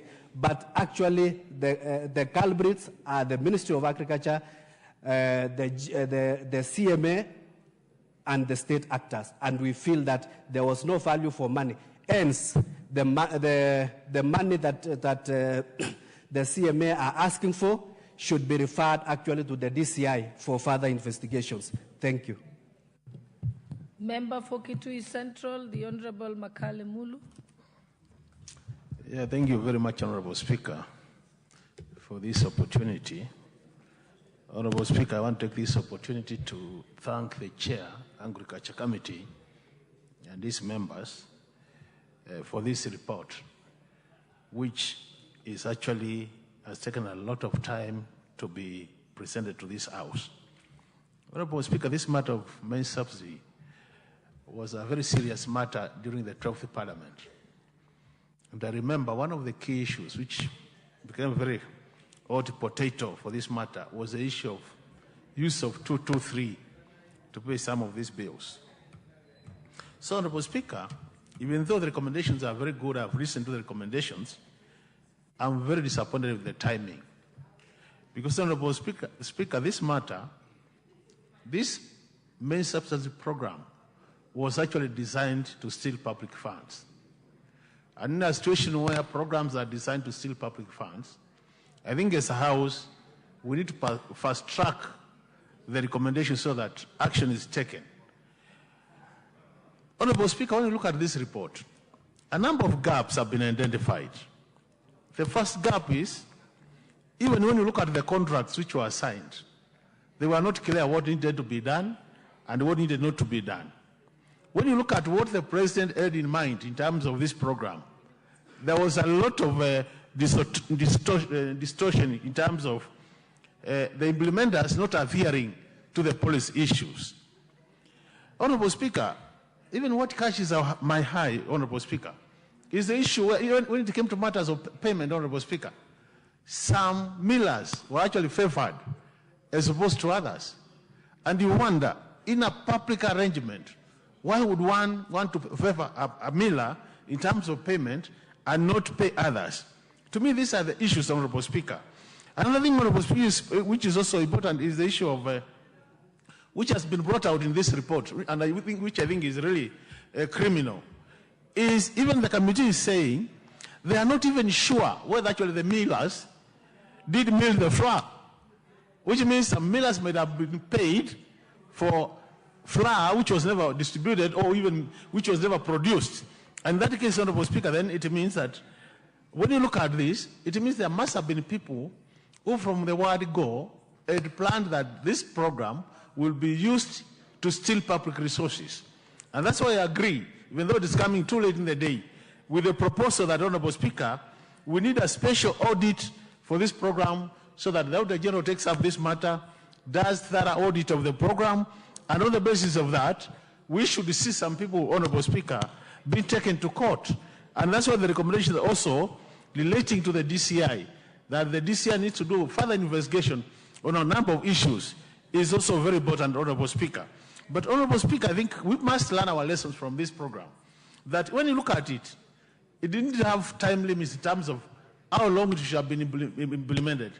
But it was only done for 1 month as we approach elections, which means, all said, Honorable Speaker, all said and done, people were looking for money to fund their campaigns.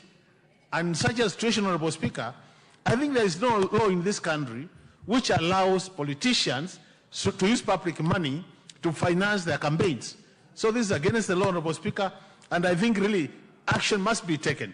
As I conclude, Honorable Speaker, the worst bit of it is the large-scale millers, Honorable Speaker, were paid their money, most of them. The small-scale millers who have small businesses, who are trying to get into the market, Honorable Speaker, were not paid. And you ask yourself, why were the small-scale farmers not paid and the large ones were paid? Basically because the small-scale millers, Honorable Speaker, were not able to give the kickback in advance. The large ones could do that, the small ones were not able to do that, and that's why up to now they have not been paid. And the committee is pleading the budget committee to factor in the budget for them. I think, Honorable Speaker, as a House, we must make sure that this time the money for these small-scale millers is in the budget, and more so, Honorable Speaker, in the supplementary budget, so that they get their money and they can continue their life in terms of doing their business. With those many remarks, Honorable Speaker, I support, but I still insist we need to fast-track this report in terms of recommendation. Thank you, Honorable Speaker. Thank you. The Honourable Member for Kwanza, Honourable Ferdinand Wanyonyi. There I am, Madam Speaker.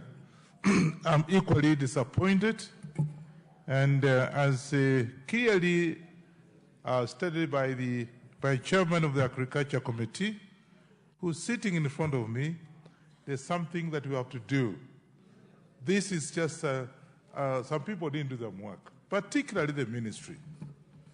And as he stated, the recommendation from the committee is very, very clear that the Ministry of Agriculture actually, within 3 months, should come up with a report and tell us exactly what happened in this House, because we oversight that ministry and looks at it as a problem in the ministry. And Madam Speaker, it's no doubt. Similarly, as stated by the chairman very clearly, of course the auditors also should conduct the audit of this maize flour program, so that we then see whether the resources were used properly or not. As just mentioned by the previous speaker, something must have happened, because this is the time we were going for election. You never know. They found a loophole in getting the money from the government to do things that are not rightly so. More especially, Madam Speaker, I have, there was also preference of the millers, as stated by my chairman here. They preferred certain millers. And also, therefore, again, we have to ask the integrity of the whole exercise by the ministry. So that, again, is something that is very, very clear here. And therefore, people are looking at us to see whether this is actually the right thing that the ministry did or not. More especially, the price of and I'm concerned about the consumers, because you see, maize flour is actually the real meal that actually we eat. I eat every time. And anybody here, if says he has not eaten means he has not eaten ugali. And therefore, we just want to, of course, recommended, it's supposed to be 100 shillings by 2 kilo packet of maize flour. You go out there, Madam Speaker, you find it is not. So the whole exercise, as explained by my chairman here, is that we need to look at it very critically and be able to come up with a solution on what really happened on this particular case. And so I support the report and look forward to getting a proper report from particularly the Minister of Agriculture. As just one of the issues that is raised is very, very specific. I don't want to repeat what the chairman has said. With those few remarks, I support the motion. Thank you. The Honourable Nominated Member, Honourable Dorothy Kiara. Her button on left. Okay. The Honourable Member for Central Limenti, Honourable Moses Kirima. Madam Speaker, thank you for giving me this opportunity to contribute to this important motion as per the investigation by the Committee of Agriculture, led by my colleague, Dr. Mutunga. Madam Speaker, the findings of the committee are so much what has been awaited for by many Kenyans, because at the time when these subsidy products was given out to the people, actually there was no structure per se which one could account for, or even the source, or even the laying down procedure and the method of how acquisition, distribution, and the payment was being done. So what the committee has done has investigated this properly as it is supposed, and I believe those who are capable of what had taken place should not just be ignored and action should be taken against them, because the public has lost a lot of money. The taxpayers' money has been used in a method that it was not structured, and one cannot tell if it was corruptly pocketed by a few individuals or if it really fed people or not, one cannot tell. And when the governments take action like the one which was taken to distribute subsidized flour to the people, they should have laid down the procedure to show that they are accountable, and they should have been exposed to the Auditor General's investigation. And those who are culpable, those who could not account for the 7.6 billion in one way or the other, should be brought to the book, because in no way, in a certain way, can one tell that this money was used properly for purposes of the public, which pays tax for this money to have been raised. So as for that, I congratulate the committee, and what the committee has done is recommendable, and these people should be accountable so that it can be a lesson to others in the future, not to misuse taxpayers' money. Thank you, Madam Speaker. Thank you. The Honorable Member for Navakolo, Honorable Emmanuel Wangwe. Thank you, Madam Speaker. Madam Speaker, I rise to support this report by the good Committee on Agriculture. And basically, Madam Speaker, looking at this report, what comes into our mind first and foremost is the clever way of cheating on basic human need. Honorable Speaker, the perpetrators of this subsidy program and who misbehaved in terms of not delivering the items to the needy actually cheated on the basic human need of food. A very unfortunate scenario, Honorable Speaker, that one person or so can purport and run away with such a big error, Madam Speaker. Madam Speaker, looking at the report, there are maybe 4 issues I would want to single out. The first one, Madam Speaker, is that the observation made by the committee that there was failure to make changes in the contract as proposed by the Office of the Attorney General. Madam Speaker, if a committee can overlook a decision by the Attorney General to make various amendments to the contract, Honorable Speaker, in itself, that is a violation of the rule of law, and these people, Honorable Speaker, they must face the law as it is supposed to be. Madam Speaker, the second observation that caught my eye is the acquisition of money by millers. The committee has noted, Honorable Speaker, that millers were put to acquire money from financial institutions to fund the subsidy program. Madam Speaker, you are enticed to go out and look for money, Honorable Speaker, without really looking at the issue of the borrowing, the interest rate that's going to come by. The question that comes is, who is going to fund these interest rates? We are not just looking at the issue, Madam Speaker, of the subsidy program alone, but the financial undertone that comes along with the borrowing is not factored, Honorable Speaker. It distorts the money market, it distorts the economy, and Madam Speaker, this is as good as destruction of a whole economy in a country, Honorable Speaker.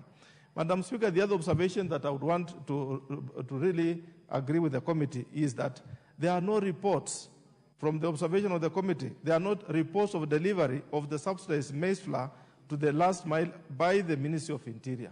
Madam Speaker, whatever you do, it must have a report. This was not somebody's pocket change. We must have a report that comes out showing where was the delivery made, who received the items, and Madam Speaker, if there is no such a report, automatically it means somebody choreographed a scheme with an intention to defraud the Kenyan people. Madam Speaker, the last observation I would want to rely on is that there was no report of surveillance from the distribution of the milled maize flour. Madam Speaker, if you don't have where the maize flour was milled, so where was the maize flour in itself? Because there is no source of milling, no miller is coming out to own that he actually milled the maize flour. So whom are you paying? Madam Speaker, finally, I want to agree with the recommendations of my colleagues in the Committee on Agriculture that, Honorable Speaker, there should be, by the Ministry of Agriculture, should be able to explain why they did not adopt the proposals made by the Attorney General on the contract. As I said earlier, Madam Speaker, that is very important. The Ministry, immediately these reports are adopted, must be able to tell us why, and that comes along with so many other issues that they will be able to explain. Madam Speaker, finally, I would want to request that whereas, Madam Speaker, the committee has proposed the DCI to look into this report, I would also want to request, Madam Speaker, that the Office of the Auditor General looks at it and gives us their own independent opinion so that, Madam Speaker, they can give us the monetary erosion, how much money was lost in terms of the whole process, not just in terms of the milling, not just in terms of the distribution, but, Madam Speaker, the violation of the law. Now that they went and poked into Article 223, they violated and stretched, Madam Speaker, on the Constitution of Kenya.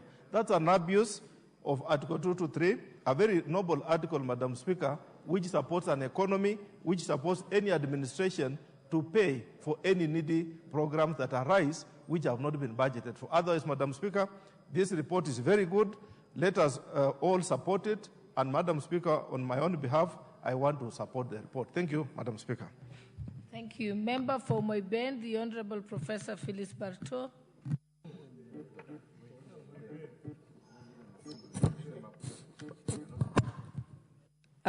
Thank you, Madam Speaker, for giving me the opportunity on behalf of the people of Moiben constituency to also put my voice in this report.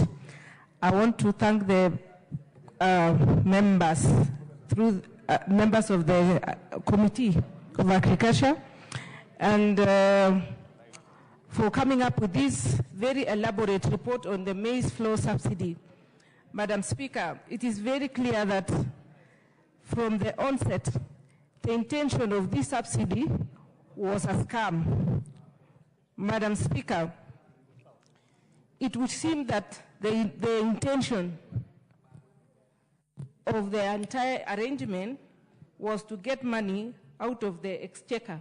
Possibly, who knows, maybe it was to support the campaign, the campaigns which were going on in the year 2022. Madam Speaker,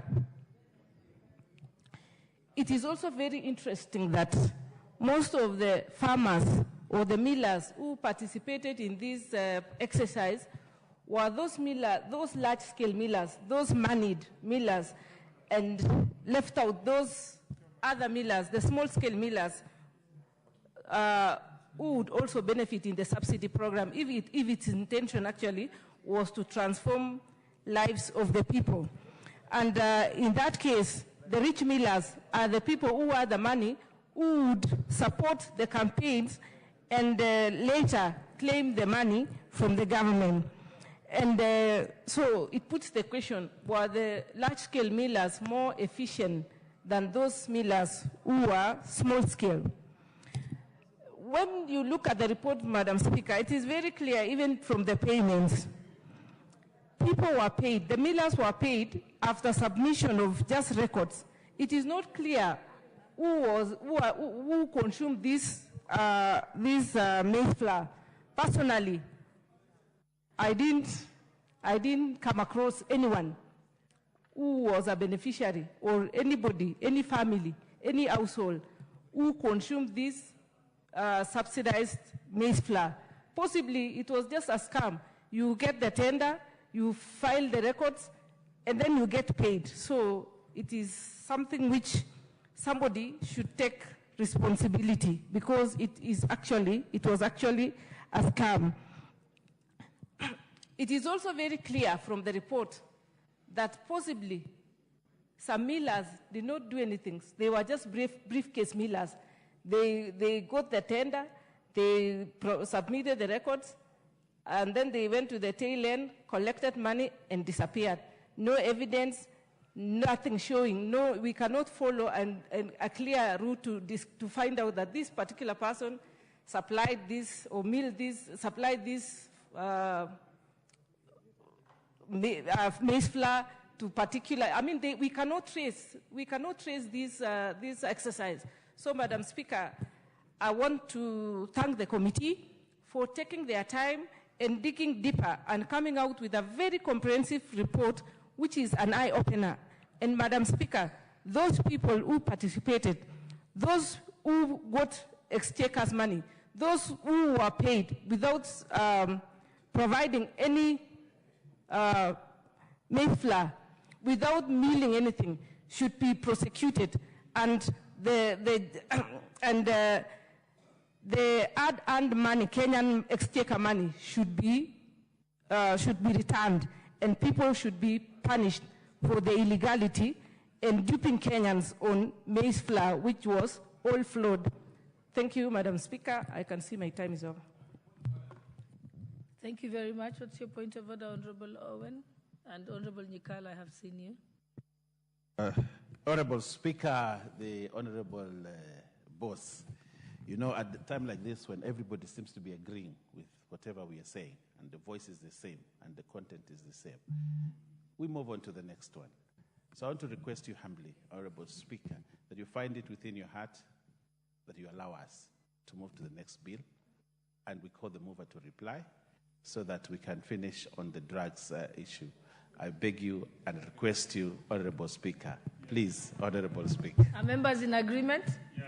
But maybe I can allow Honorable Nyikal just to close. Yes, and there are only, I think it's just Honorable Nyikal and Honorable Toroitich, I think, are the only ones. And I even see Honorable Toroitich is not here. Okay. All right. Proceed, Honorable Nyikal, Honorable Toroitich, then we shall close. Thank you. Thank you, Madam Speaker, for the consideration. Madam Speaker, as I stand to support this report, it is actually a sad report because it does demonstrate very fundamental issues on how we handle our public affairs. Number one, Madam Speaker, this clearly indicates a poor implementation of a presidential directive. And I think, Madam Speaker, it calls on public officers, particularly professionals and technical people, to realize that the President gives general directives, and it is upon them then to look at the technical issues, procedural issues, so that the implementation of the presidential directive gives results that the President desires. Madam Speaker, we see this in many, many areas. I'm even concerned that we are even seeing the same thing in implementation of JSS in the education sector, where technical people don't seem to actually give proper consideration to what the President desires to be done. The second one, Madam Speaker, is the propensity of the private sector to defraud the public. Madam Speaker, this country is of the opinion that when we talk of integrity, when we talk of corruption, that the seat of this is actually in the public sector, far from the truth. The truth is that many, many times it is actually the private sector that dream up schemes that are then sold into the public sector, using officers who may themselves be vulnerable to actually orchestrate fraud.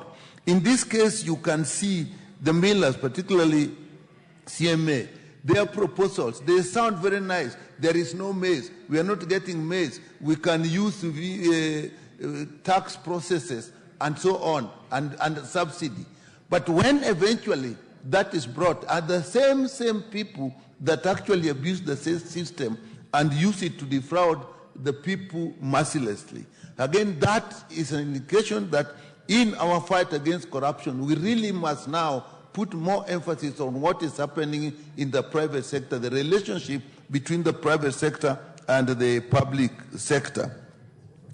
A third issue that comes out, Madam Speaker, is the reluctance of officers or public officers to heed professional advice, particularly when something is a presidential directive.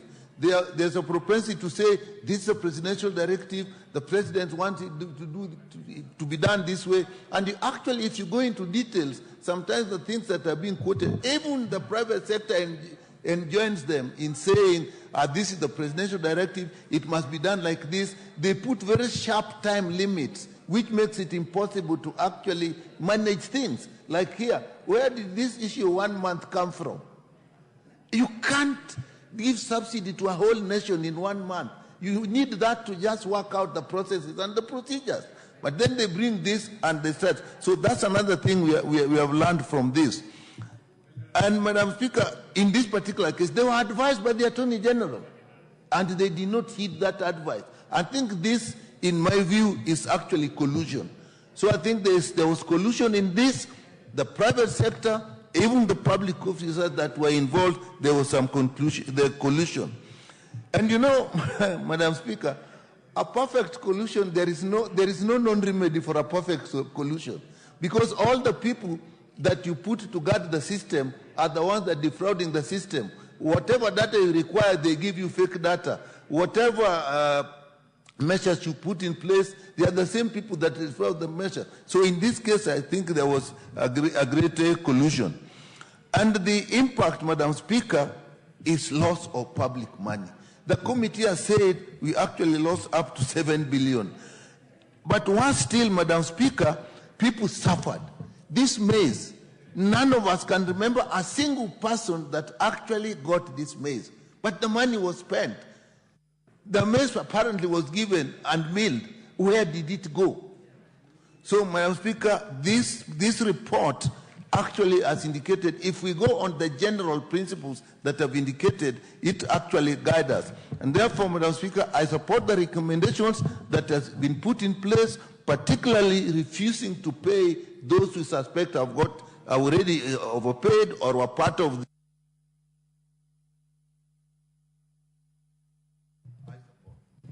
Thank you. The Honourable Member for Marakwet West, Honourable Toroitich. Thank you, Honourable Speaker, for giving an opportunity to comment on this very important report. Honourable Chair, I thank the Honourable Dr. Mutunga Committee for this such a comprehensive report. Honourable Speaker, it is unfortunate that this country lost close to 7 billion shillings in the maize flour subsidy. Honourable Speaker, this was the subsidy was out of a presidential directive. Honourable Speaker, in this country, we must sit down and be able to analyze how to handle presidential directives in this country. Honourable Speaker, my reading of the Statutory Instruments Act is that a presidential directive is a delegated piece of is somehow delegated law. Honourable Speaker, we must look at a way so that we have the Committee on Delegated Legislation review presidential directives. Honourable Speaker, because sometimes presidential directives has been a subject of misuse by many state departments. Honourable Speaker, sometimes a directive is given by the President. It is not clear on how this directive will affect our budgets. It is not clear on how these directives must be handled. Honourable Speaker, it is incumbent upon this House to review how we handle presidential directives so that they don't become conduits for corruption and impunity. Honourable Speaker, in this case, for example, if you look at this report very clearly, is that there was a directive by the President on the maize flour subsidy, but the same was misused by a few cartels, by a few corrupt elements to swindle money of Kenyans, to swindle taxpayers' money. So, Honourable Speaker, in as much as we must comply with presidential directives, we must be able to see it doesn't affect our country and there must be proper oversight. Honourable Speaker, the issue of the subsidy was a consumption subsidy. But I thank the current president because when he came into office, he said, let us do away with consumption subsidy, and we introduced what you call production subsidy. That is why you see the issue of subsidized fertilizer. So the issue of production subsidy is something that will help this country. Final, Honourable Speaker, if you read this report, what you see is impunity and corruption. Honourable Speaker, this House must be able to support this report. We fight impunity, we fight corruption, and the only way, Honourable Speaker, that we can fight impunity and corruption in this country is a strong parliamentary oversight. Members of Parliament in this House, irrespective of which aisle they sit in this House, must be able to look at this report, irrespective of who it affects, irrespective of who it touches. We must stand firm as a House and we say no to impunity, no to corruption, no to misuse of public funds, so that we can be able to slay this dragon of corruption that we have seen in this report in terms of the flawed process that was used to be able to acquire the maize flour corrupt thing and be able to fight impunity and corruption in this country. Thank you, Honourable Speaker. Thank you, Honourable Chairperson. You have an opportunity to reply. Honourable Speaker, I just want to agree with most of the members who have spoken, and Honourable Speaker, they have highlighted on the issues on this particular report. I don't need to summarize any of those issues. Honourable Speaker, this is a clear case of corruption, a clear case of misuse of resources. Honourable Speaker, I beg to reply, and I would like to request that Honourable Speaker, through use of Standing Order 53.3, you can defer the putting of the question to tomorrow. Thank you. Thank you. The matter is hereby deferred. Next order.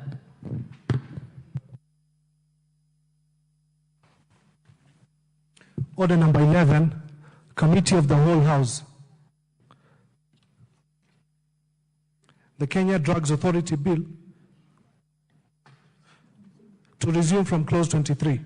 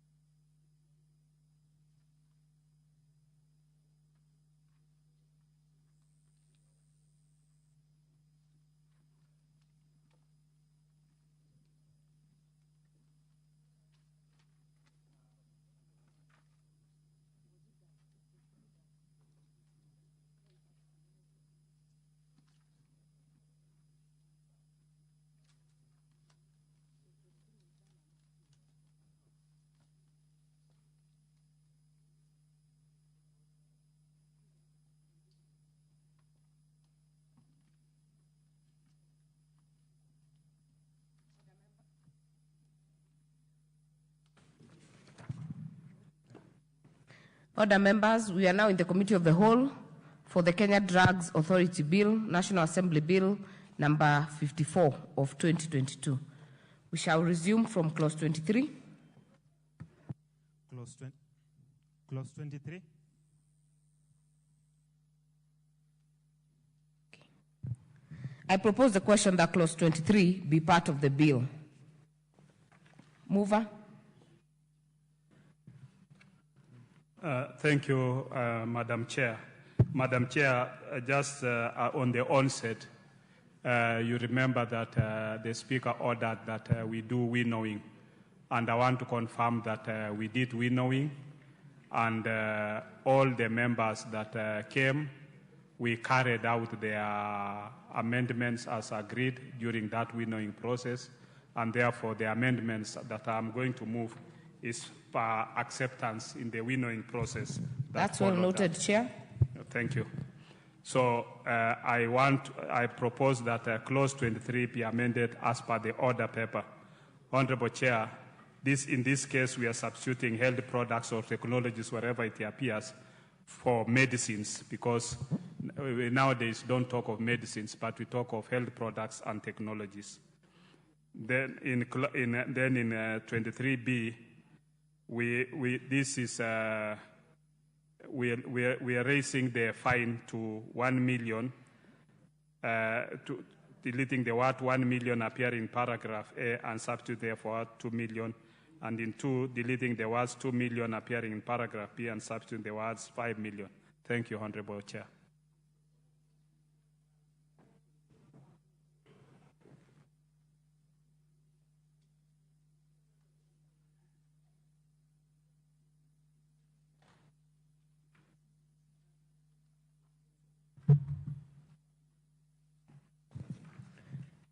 I therefore propose the question that clause 23 be amended as proposed by the chair.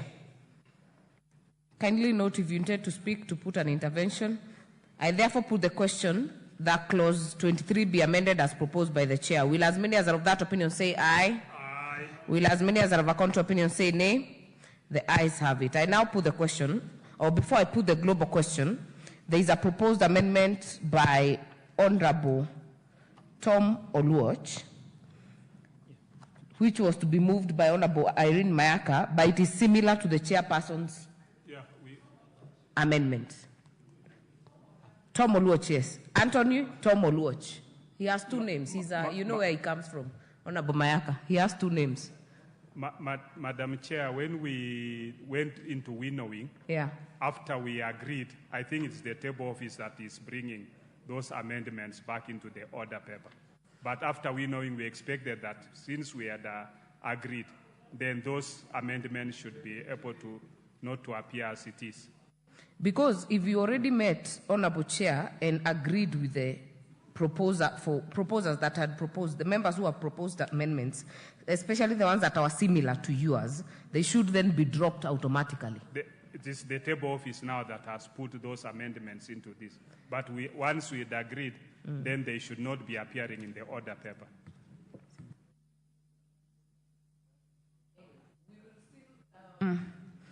If the members are still interested, but on this one, we'll still allow some members if they're still interested. But on this specific amendment, to that of the committee. It is similar to the committee, so I will similar to the one by Honorable I will put a global question that clause 23 as amended be part of the bill.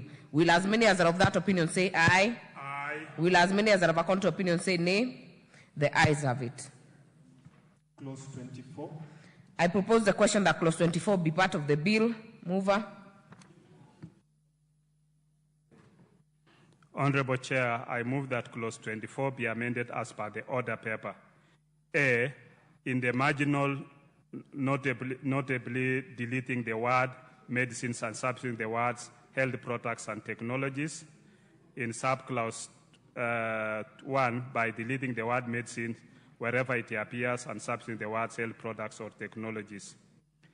Then in C, by deleting subclause 2 and substituting the following new subclause 2, if a standard has not been prescribed for a health product or technology, but a standard for the health product or technology is contained in any of the publications specified in the 5th schedule, any person who manufactures, labels, packages, sells, or advertises any other substance or article in such a manner that is likely to be mistaken for the health product or technology having met any of the standards contained in any of the publications specified in the 5th schedule commits an offense.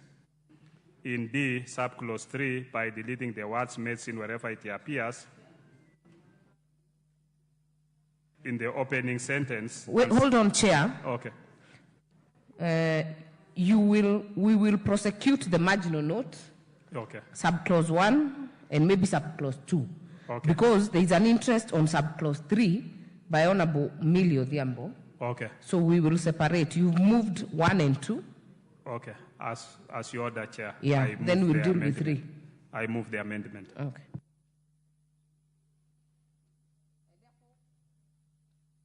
I therefore propose the question that clause 24 be amended as proposed by the chair.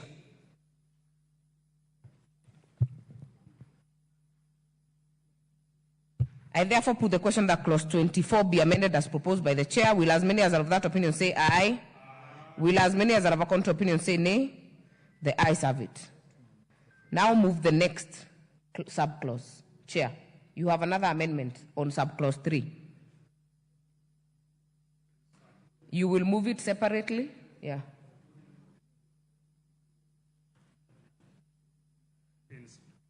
Thank you, Chair. I move that in subclause 3, delete the word medicine wherever it appears in the sentence, and therefore the words health products or technology. And in 4, delete the word drug appearing in B and substitute the word health products or technologies. Thank you, Chair. I propose the question that clause 24, subclause 3, be amended as proposed by the chair. I put the question that clause 24 be amended as proposed by the chair. Will as many as are of that opinion say aye? Aye. Will as many as are of a contrary opinion say nay? The ayes have it. There is a proposed amendment by Honorable Millie Odhiambo on subclause 3. Is the mover in the House? Or anyone delegated to move? If not, I have a letter here from Anthony Oluoch, who has delegated Honorable Mayaka to move. I don't have for Honorable Millie Odhiambo. So I will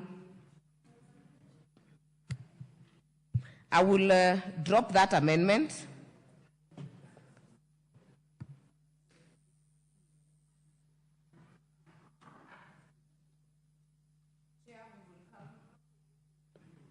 Chair, we will come back to you. If this is dropped, you'll move the amendment under 24F.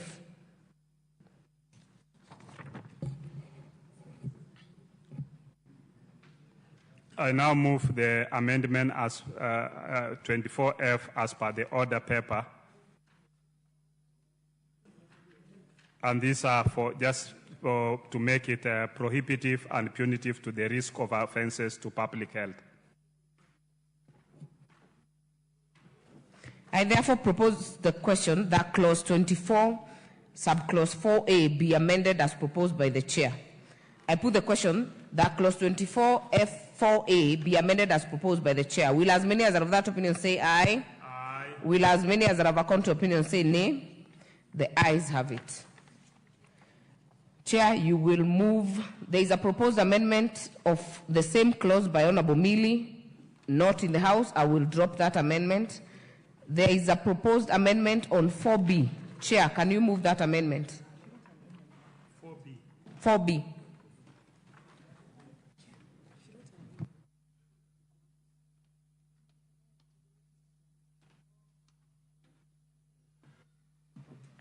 Honorable Chair, this is just I move that 4B be amended as per the order paper.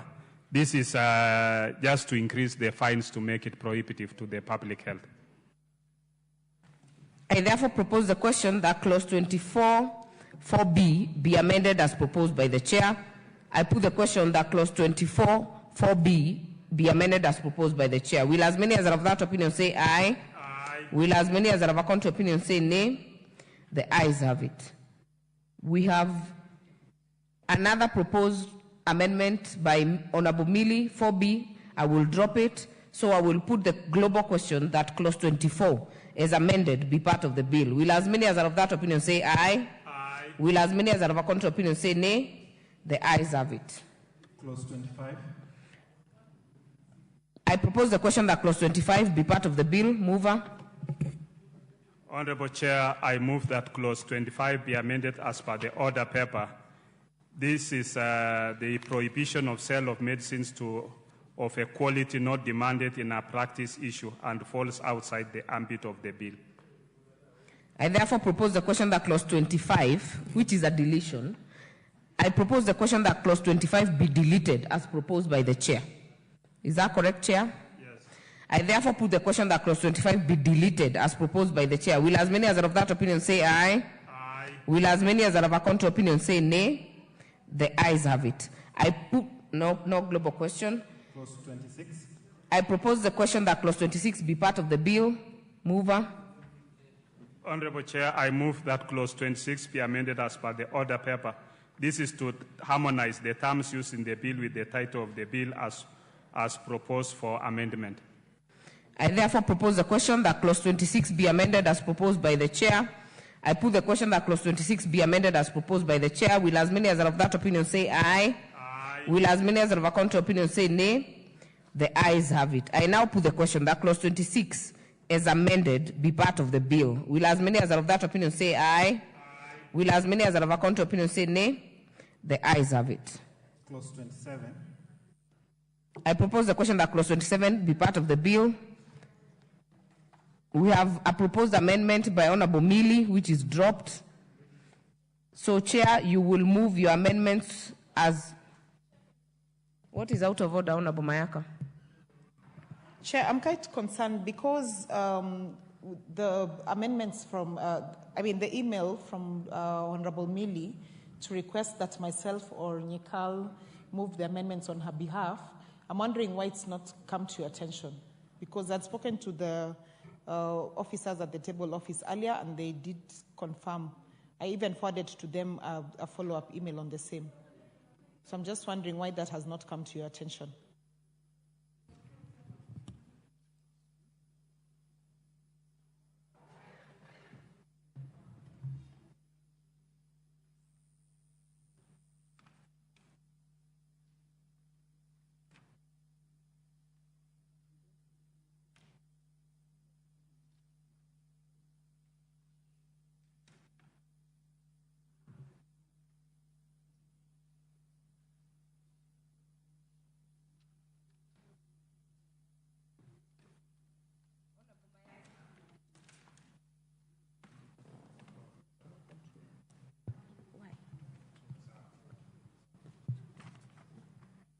Honorable Mayaka, the communication I have with me is for you to move the amendments for Honorable Anthony Tom Oluoch.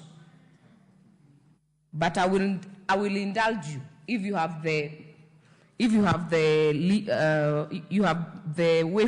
given the leeway to move for Honorable Millie. I will indulge you because you are on record that she did the email. I've not seen the email.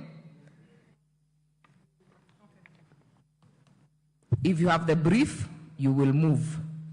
If not, we will drop them.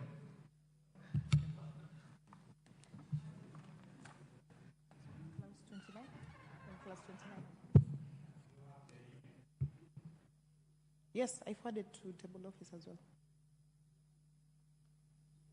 Okay, I proceed.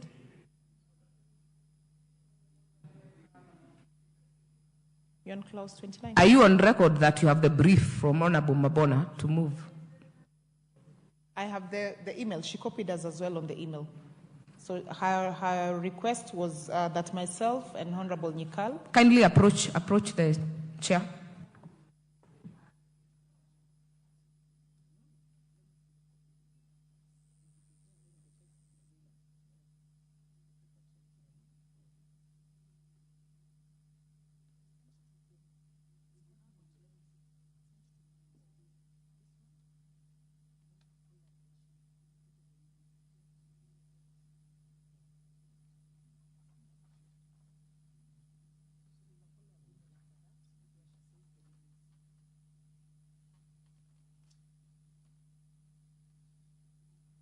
Honorable Mayaka, I can see the email, and I think what happened is that Honorable Millie sent to the wrong email because the clerk's email is CNA@Parliament. This used to be the older email. But we will indulge you because we see the copied email, and we will indulge you to move the amendments on her behalf.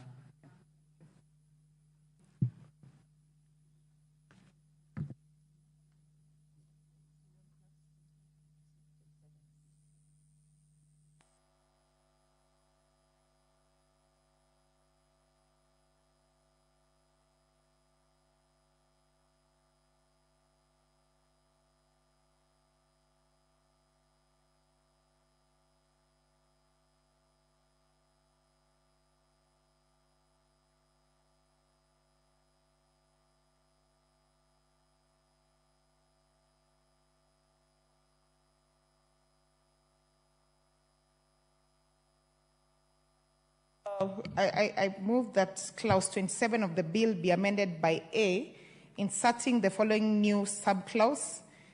Clause 1, the authority may issue product licenses as provided under this act, and B, renumbering the existing subclause 1 as subclause 2. Thank you. I therefore propose the question that clause 27A be amended as proposed by Honorable Millie Odhiambo. I put the question, Honorable, before I put the question, let me give the chair. Honorable Pukose. I just want to be able to see the amendment which she's bringing, because what she's bringing is a new clause. A new subclause. Because clause 27, we've said of the bill be amended, we are amending A, B, and C, which we are in A, we are deleting medicinal products and substituting by health products or technologies. In B, medicinal products and substituting with the medical products and technologies. And C, similar to that.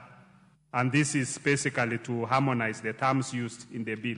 So it is different from, I don't think it's the same as what she is bringing. Because hers is a new subclause. The amendment on record, Honorable Pukose, by Honorable Millie, is an insertion of a new subclause 1 and renumbering of 2. Is that what you moved, Honorable Mayaka? Is it the same thing you have, Honorable Chair? No, it's not the same. Honorable Nikau? Actually, this actually just strengthened. It doesn't add anything. It starts by saying the authority may issue product licenses as provided, which means that it strengthens that the authority can actually issue product licenses. Then the chair's amendments actually come under that. So it just strengthens, it doesn't change anything. It doesn't change anything. Yeah. It just strengthens that.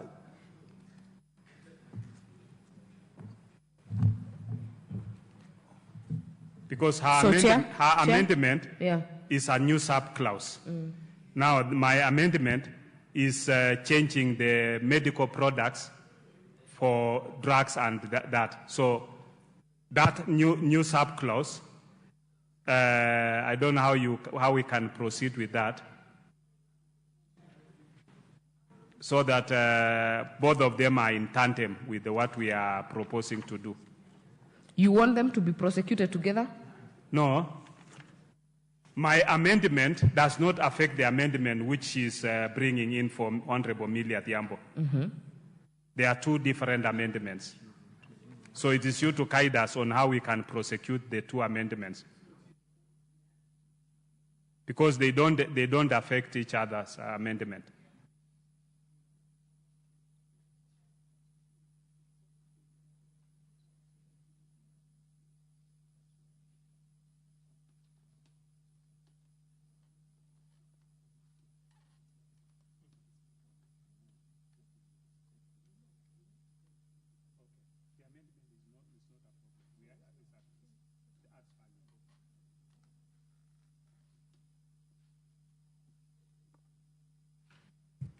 Honorable Mayaka. Chair, just to add to what the Chair for Health has said, we would be seeking guidance from you in terms of which one comes before which one, because the two are different from each other, but both are very important. I think we have the order proper, because you're introducing a one. You're introducing a one before we go to the amendments by the Chair. Yes. So that what the Chair will move now is renumbered to two. Okay. If I got it right. Yeah. Which is also what I've moved on behalf of Millie. Yes. Part A and then B in terms of on renumbering. Yes. Yeah. So, Chair. We have no objection against the amendment by Honorable Millie. It's a good amendment. Okay. I therefore propose the question that clause 27 be amended as proposed by Honorable Millie Adhiambo. I had already proposed the question, so I'll put the question that clause. I will put the question that clause 27 be amended as proposed by Honorable Millie Adhiambo. Will as many as are of that opinion, okay. Will as many as are of that opinion say aye? Will as many as are of a counter opinion say nay? The ayes have it. So we'll go to the other amendments by the Chair. And now you will be moving all of them. You can move together. And now the subclause changes to two. Yes, because having carried the amendment of Honorable Mayaka makes yours two. Yeah. Honorable Chair, I move the amendment as per the order paper, and this is to harmonize the terms used in the bill with the title of the bill as proposed for amendment. Very well. I propose the question that clause 27 be amended as proposed by the Chair. I put the question that clause 27 be amended as proposed by the Chair. Will as many as are of that opinion say aye? Will as many as are of a counter opinion say nay? The ayes have it. I now put the question that clause 27 is amended be part of the bill. Will as many as are of that opinion say aye? Will as many as are of a counter opinion say nay?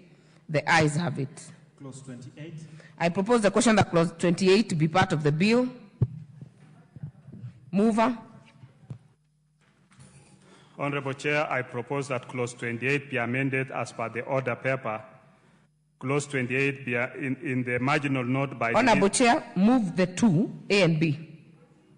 I move as per the order paper, and this is basically to harmonize the terms used in the bill with the title of the bill as proposed for amendments. So we'll first prosecute one, A and B. I will propose the question that clause 28 be amended as proposed by the Chair. I will then put the question that clause 28 and A and B be amended as proposed by the chair. Will as many as are of that opinion say aye? Aye. Will as many as are of a contrary opinion say nay? The ayes have it. We have a proposed amendment by Honorable Millie Odhiambo under clause C. Thank you, Chair.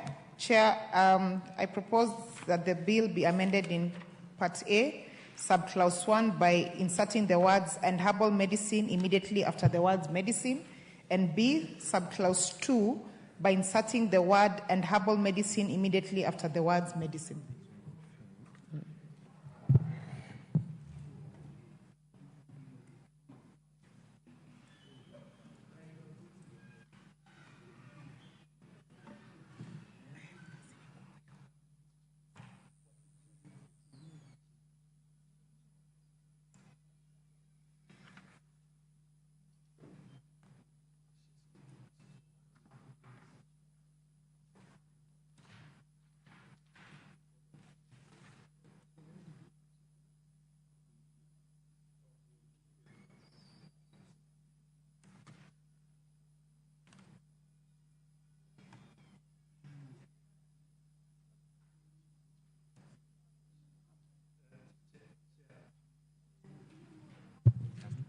Chair?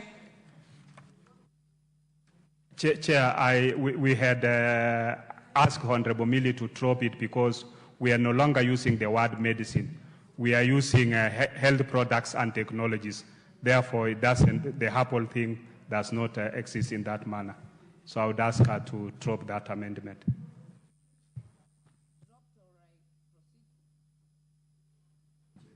Because I had already proposed the question, I will proceed to put the question that clause 28C be amended as proposed by Honorable Millie Odhiambo. Will as many as are of that opinion say aye? Will as many as are of a contrary opinion say nay? The nays have it. So we'll then go to subclause 2. Chair.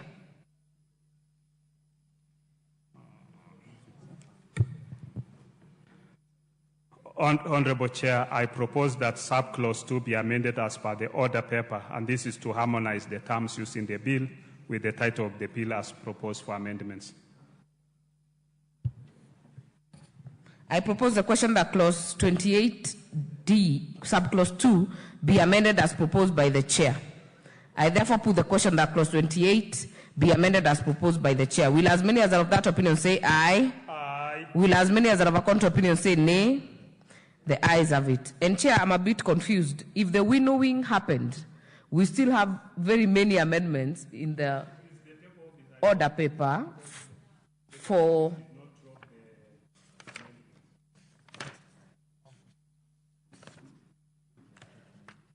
there are very many, because the winnowing process you spoke about when we started does not reflect. I think there was no communication between our legal counsel and the labor office to remove those that we had.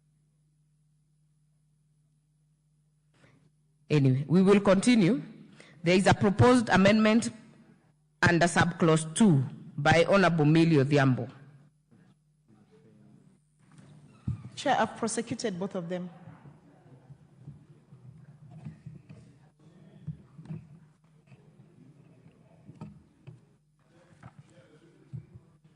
Millie.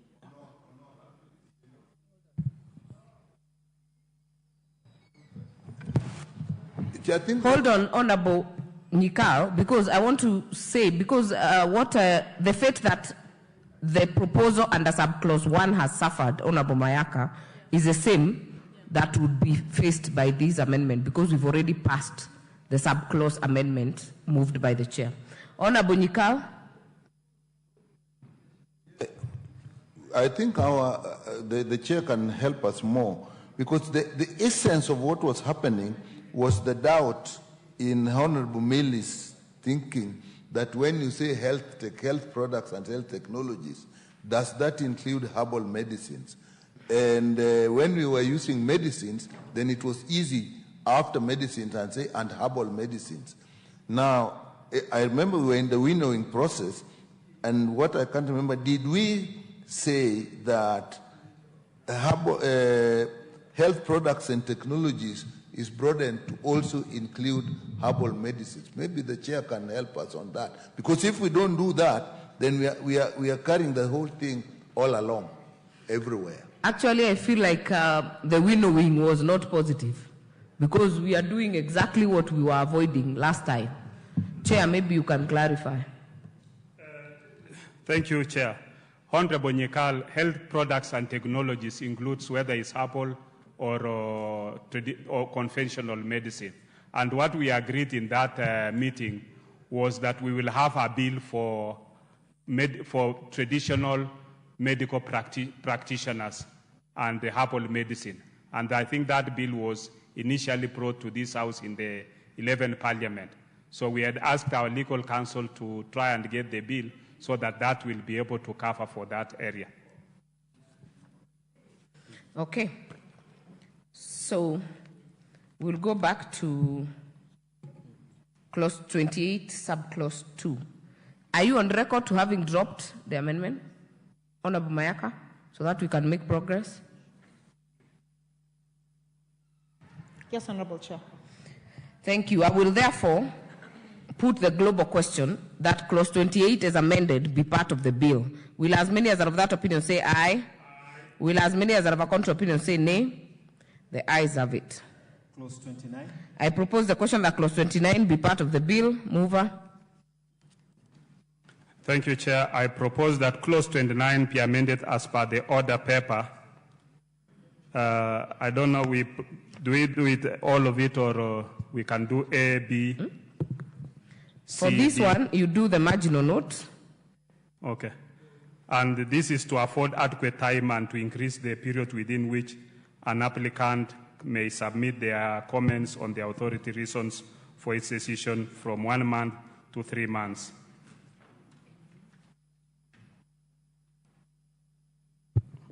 Thank you, Chair. I will therefore propose the question that clause 29A be amended as proposed by the chair. I will therefore put the question that clause 29A be amended as proposed. Will as many as are of that opinion say aye? Aye. Will as many as are of a contrary opinion say nay? The ayes have it. Honorable Millie's amendment on subclause 1. Thank you, Chair. I move the amendment that clause 29 of the bill be amended by A, inserting the following new subclause 1. Any pharmacist may apply for the registration of a medicine, herbal medicine, or medical device as provided for under this act. Chair. Okay, before Chair, I propose the question that clause 29 subclause 1 be amended as proposed by Honorable Millie Odhiambo. Then I'll give you, Chair, for the first shot on this one. Chair, you know she's still talking about herbal medicines and drugs, and yet we had gone into health products and technologies. It will actually be infringing into the whole bill again. So I oppose it. Thank you. I therefore propose the question that clause 29, subclause 1, be amended as proposed by Honorable Millie Odhiambo. Will as many as are of that opinion say aye? Will as many as are of a contrary opinion say nay? Nay. The nays have it. Next. Chair, kindly use your interventions if you would like to speak to anything. Not the one we have already prosecuted. Raising the hand, Honorable Irene, you know, is not the way to catch my eye. It's not the way to catch my eye. So we'll go to the next amendment, subclause 1, by the chairperson, Health Committee.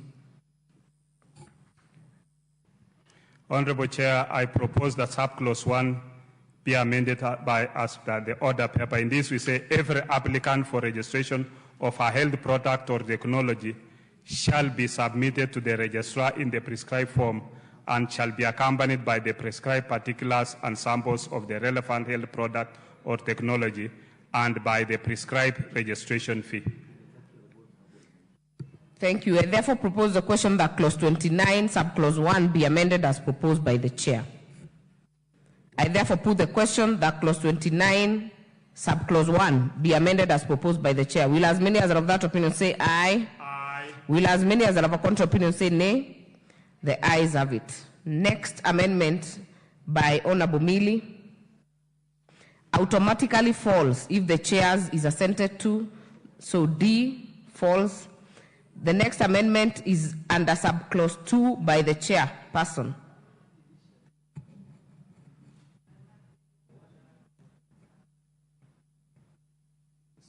In subsection 2. Under part E of 29.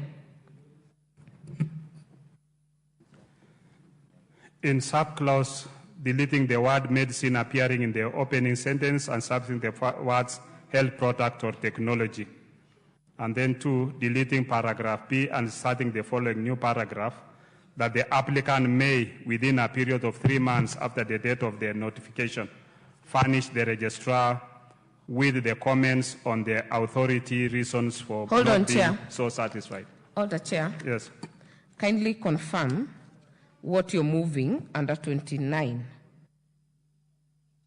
Reconfirm subclause 2.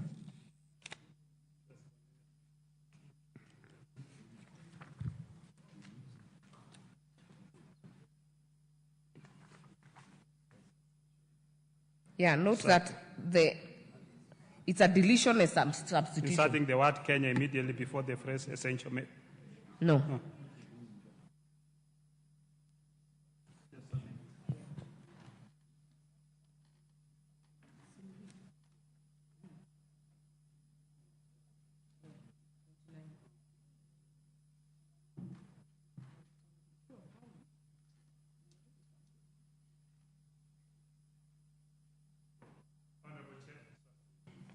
Honorable Chair, C in subsection 2 by deleting the phrase essential medicine list or essential veterinary medicines list and substituting therefore the words Kenya essential medicines list, Kenya essential diagnostic list, Kenya essential medical supplies list, and Kenya essential veterinary medicine list.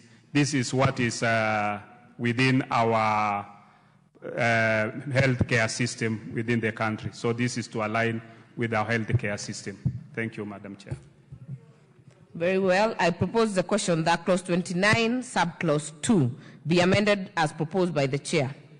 I put the question that clause 29, subsection 2 be amended as proposed by the chair. Will as many as are of that opinion say aye? Aye.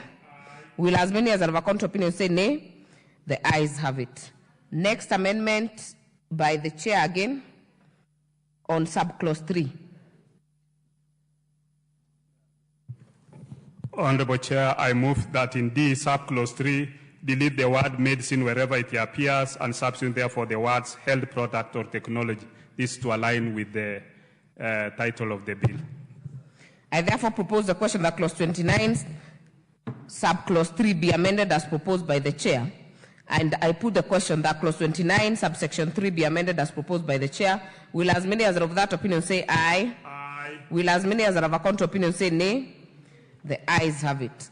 The next amendment proposed by Honorable Mili falls by the assenting of the subclause 3 amendment by the chair.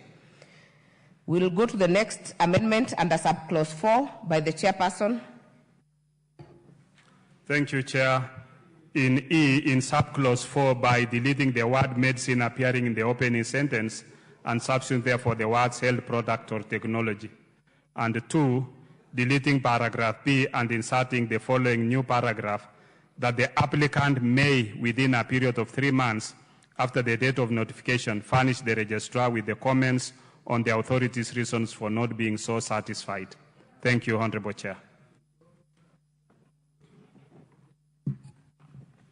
I therefore propose the question that clause 29, subclause 4 be amended as proposed by the chair. I put the question that clause 29, subclause 4 be amended as proposed by the chair. Will as many as are of that opinion say aye? Aye. Will as many as are of a contrary opinion say nay? The ayes have it. That means that J, the proposed amendment by Honorable Mili, also falls. Because of that, what we've done on H and I, we'll then go to K, subclause 6, and subclause 6 by the chair.